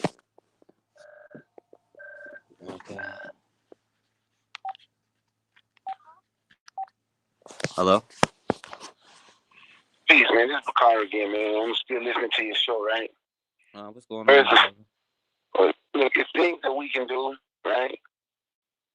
Since this shut-in, whatever you want to call it, let's continue to keep our money out of those foreign people's hands.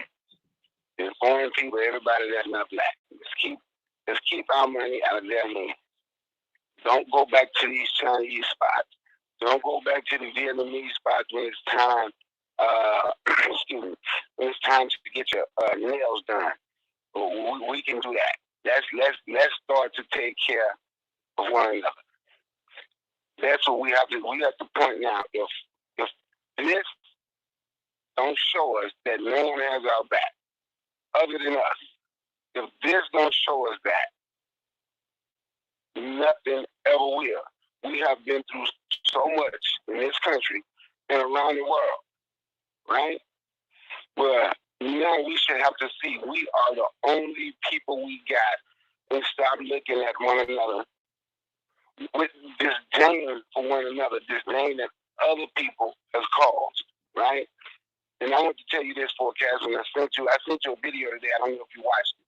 We talked about how the aliens and everything, those Chinese people, how they've been racist, for lack of a better term,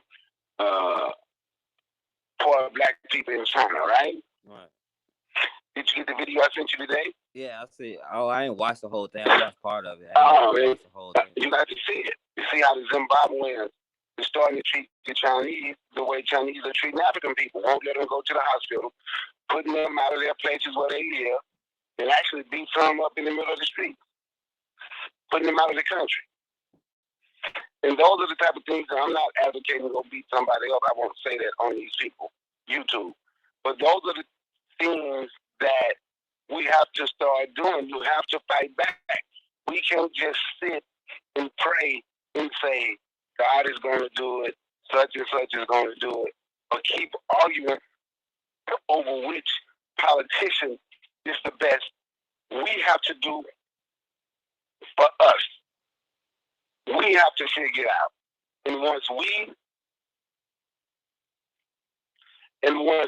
figure this out, once we realize, well, I think we have realized, once we get the nerve up to stop spending our money with these people and keep our money in our neighborhoods and turn our neighborhoods into communities, we are going to be, we're already great people. We're already exceptional people. We're smart, brilliant, and talented. We're going to start using everything that we have to build us up. That's the goal. That is the goal. For me, anyway, that's the goal. That's the goal for us. And that's what I want to say in another. Let me on your panel when you do that show about the N-word. Yeah, I'll probably do it tomorrow sometime. I know people want to talk about it. You know, let me, because, you know, I'm 48, but I got old parents, man. Yeah. I barely made it here. My father was born in 1920. My great-grandparents, my grandparents were born in the 1800s. My great-grandparents on the mama side of the family were slaves. One of them on my dad was slaves. So when I listen to people from certain eras, I didn't meet my great-grandparents, by the way. Wow. I met my grandmother who was born in the late 1800s. But when I hear black people from those eras talk about that word, when we talk to people from that era, talk about that word, we will understand why why we shouldn't use that word at all. And that's the point. If we're going to respect our ancestors and the people that came before us, ask the ones in your family that was born in the 1920s. Ask them about that word, because if the word don't bother you, like I say, it shouldn't bother you when white people call you that either. That's just my take on it. But like I said, man, let me be on that show. I have a lot to think about that word. But can I plug my show before I go? Yeah, go ahead, do your thing. Hey man, y'all can check me out tomorrow on Brother Bakari, man. It's going to be called The Lesser of Two Evils. It's going to be explaining the lesser of two evils, why they are both the same, and why we should not go vote for Joe Biden just to get Donald Trump out of office. It's the lesser of two evils on Brother Bakari. Y'all check me out if y'all have time, if y'all can. Peace for Cat, man. Peace and one love, my brother. All right, thank you for the call, my brother. Mm-hmm. All right. Okay, yeah, that's what's up. The person that just called, I'm about to call you back. That's...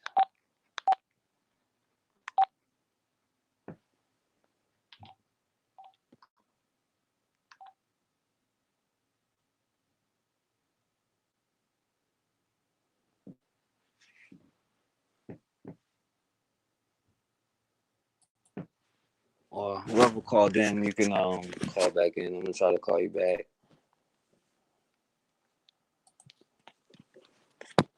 All right, there you go. Georgia. Hello. Hi, how are you? Hey, how you doing? It's Georgia. I'm good. I'm good. I've been listening. I listen to you all the time. Thank I you. just want to commend you on the wonderful work that you're doing. Okay. What I wanted to talk about basically was us as people. We have got to do better. Okay. We have to listen to our history, and our history, our walking libraries, and our elders, grandparents, great grandparents, whatever you have, they're going to give you the real deal. Okay, and as far as politics are concerned, a lot of things that we are asking for, well, that we want, we don't get them because we don't ask for them. We don't hold politicians accountable. We need to start on the local level and move our way up.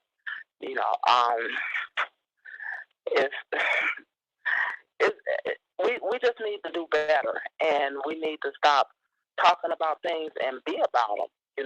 We don't need a leader because they become targets and martyrs. So we need a group of people, like-minded people, to get in, roll our sleeves up, and just do it. Yeah, I agree with you. We have a lot of history. We have a lot of heartbreak, and what do? We sit back and we complain, and we need, but then what are people actually doing? Besides just sitting and just, okay, well, I'm gonna do this, and then when it comes time to roll your sleeves up, it's just a few people willing to actually do it. Yeah. We need to stay on code. We need to get on code. We need to take examples from the vanguards, because I interviewed a woman that was 104 years old, and I asked her what she saw our problem was, and she said it best. We talk too much. We're going to go and we're going to boycott this, and then it's all over Facebook, it's all over Instagram, what we're going to do, and we're just telling people, telling them what we're going to do is if they don't have Facebook and Instagram. And then we say, who told them that we were going to be? Well, we did. You know, we had at one point messages that were delivered through the black community, and everybody would show up. It wasn't broadcasted. It wasn't on the radio, and you know, people say, "Well, are you going to go boycott?" No, I'm not going out there to boycott and tell them, "Well, I'm with you." You know, go over there and tell them because you're going to spend money anyway because the police are going to be there. Then you're going to get arrested. Then you're going to have all these fines. I want something at the end of the day other than tired feet.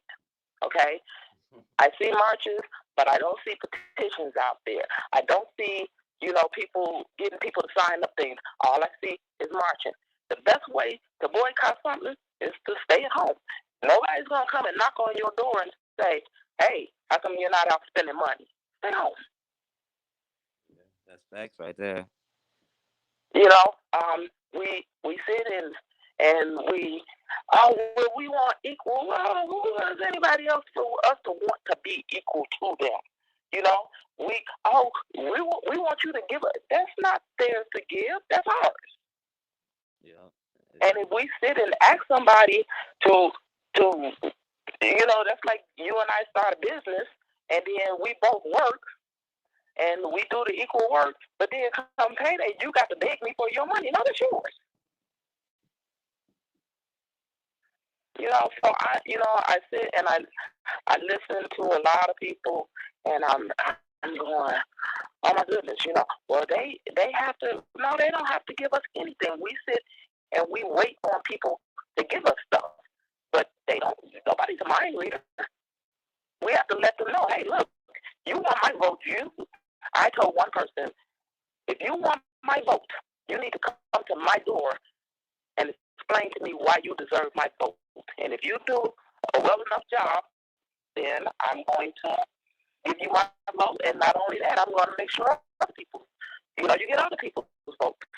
You know, they know you like to see me in town, but I want to know what specifically are you going to do for poor people in general and black people in particular. And if they take too long, I tell them, no, I don't want to hear it anymore because now you're thinking on what you think I want to hear. I don't want to hear that.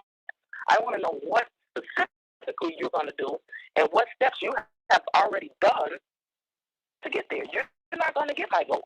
And you know, and they say, well, you can't do that. You can't. Why not? Close mouths don't get fed. Yeah. So I'm sorry, you know, going on and on, but that's just how I feel. It's a whole lot more. You know, we need to eat better. You know, we need to start growing our own stuff. You know, if they shut the grocery stores down today, I mean, people are gonna be in trouble. You know, we need to stop listening to the media.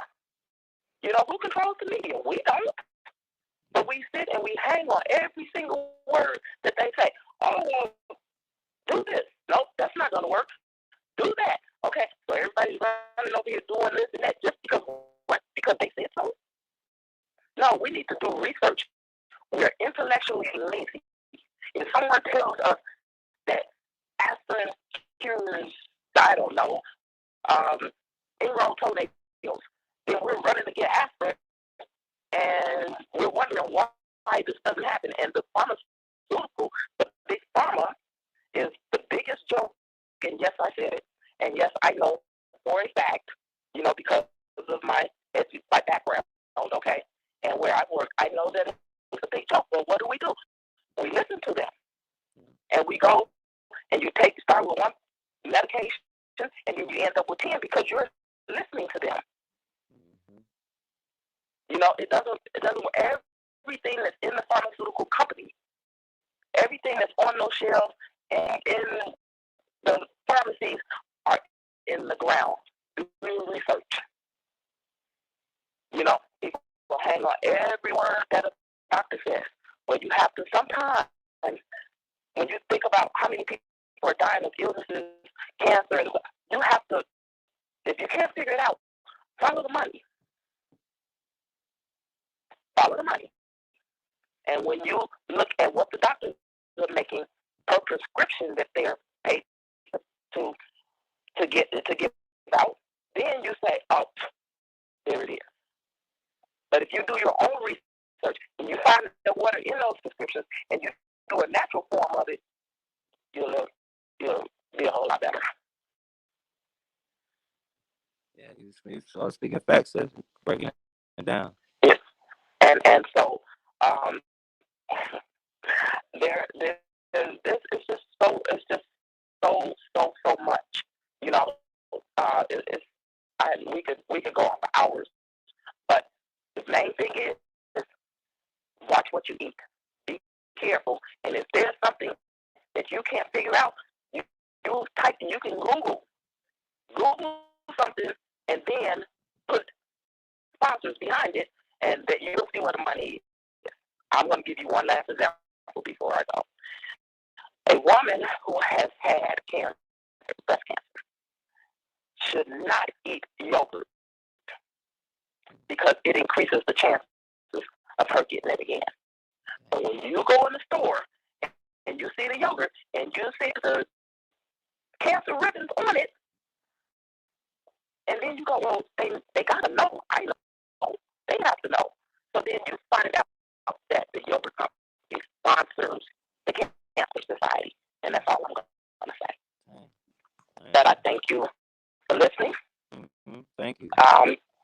If you need any, because anybody can test anything that I tell them. I can tell you how to test it. I can tell you how to make sure that it's true. Just like people eat margarine, and margarine is actually 2 steps from being plastic. And if you set margarine outside in the summertime, flies will not go through it, or ants, because they know it's not real. Okay? But you will test me on things that I tell you, and I will show you how true it is. Okay? I'm sorry for taking up so much time, because I know I can go on and on and on. But my key things are listen to your, sit down and spend time with your oldest living relatives, because they'll tell you about how life was, their parents, and possibly their grandparents. Yeah. And then you'll get the real history. Just like today, 20, 30 years from now, grandkids come to you and say, hey, Dad, what was it like in 2020? You can tell them exactly what it was like this year. It's not something that they have to trust history books, because history, the writers, the authors of the history books tell their story. And if you control the media, you yourself control the media, are you going to let me report anything bad that you did? Oh, heck no. So we just have to listen to our elders, sit down, spend time with them, get to know them, get to know what things were like for them. And not just our elders, but other elders, and those are our walking libraries. There's all your history. So I thank you, and keep doing the good job that you're doing, because I really, really admire it. Thank you. And you have a good night. All right, you too. Thank you. You're welcome. Yeah, I appreciate that. She was on point. She was breaking it down.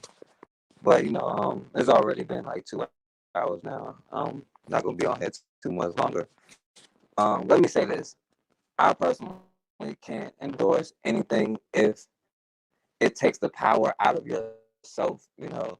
For you, the power, we are all we got, right? And if your beliefs take the power out of within yourself, if the power doesn't come from within yourself, if you're waiting for an outside force to come and save you, I cannot endorse that, right? We are all we got, and if we don't save ourselves, we are always going to be in this situation, right? And the reason why I make these videos is for us to start to get angry enough to want to take action, because even if you are religious, without works, your faith is dead. You have to take the work. You have to put in the action. You have to do what you have to do, right? But all of this is another show, and we're gonna come back later with the N-word, debate, or I want to hear what everybody got to say about the N word. I just didn't want to mix it up tonight, with the show about that, because that's two different conversations. That's more of an in-house conversation, right? This is a conversation about being prepared for white supremacy. Because when we begin to do what we have to do, and we're going to do that, then we're going to be a target even more so than we are now. And they're going to come up with another strategy to try to stop us. Last time it was the crack epidemic, and that arguably destroyed us more than anything since slavery. And we have to be prepared for whatever comes next, because it could be anything. And that's the main point I want to get across tonight. But I appreciate y'all as always, man. There's much love, much respect. I want to stay on here and talk to y'all all night, because y'all the best. Y'all always rock with me, and I rock with y'all, and I appreciate y'all. It's all love. You know what I'm saying? Thanks to everybody who called in, everybody who watching, and there's no telling how many people really watching, because YouTube messes with the numbers. So I don't even know what the real numbers is, but I want to thank all of y'all. But as always, man, we have got to start standing for something, or we will keep falling for anything.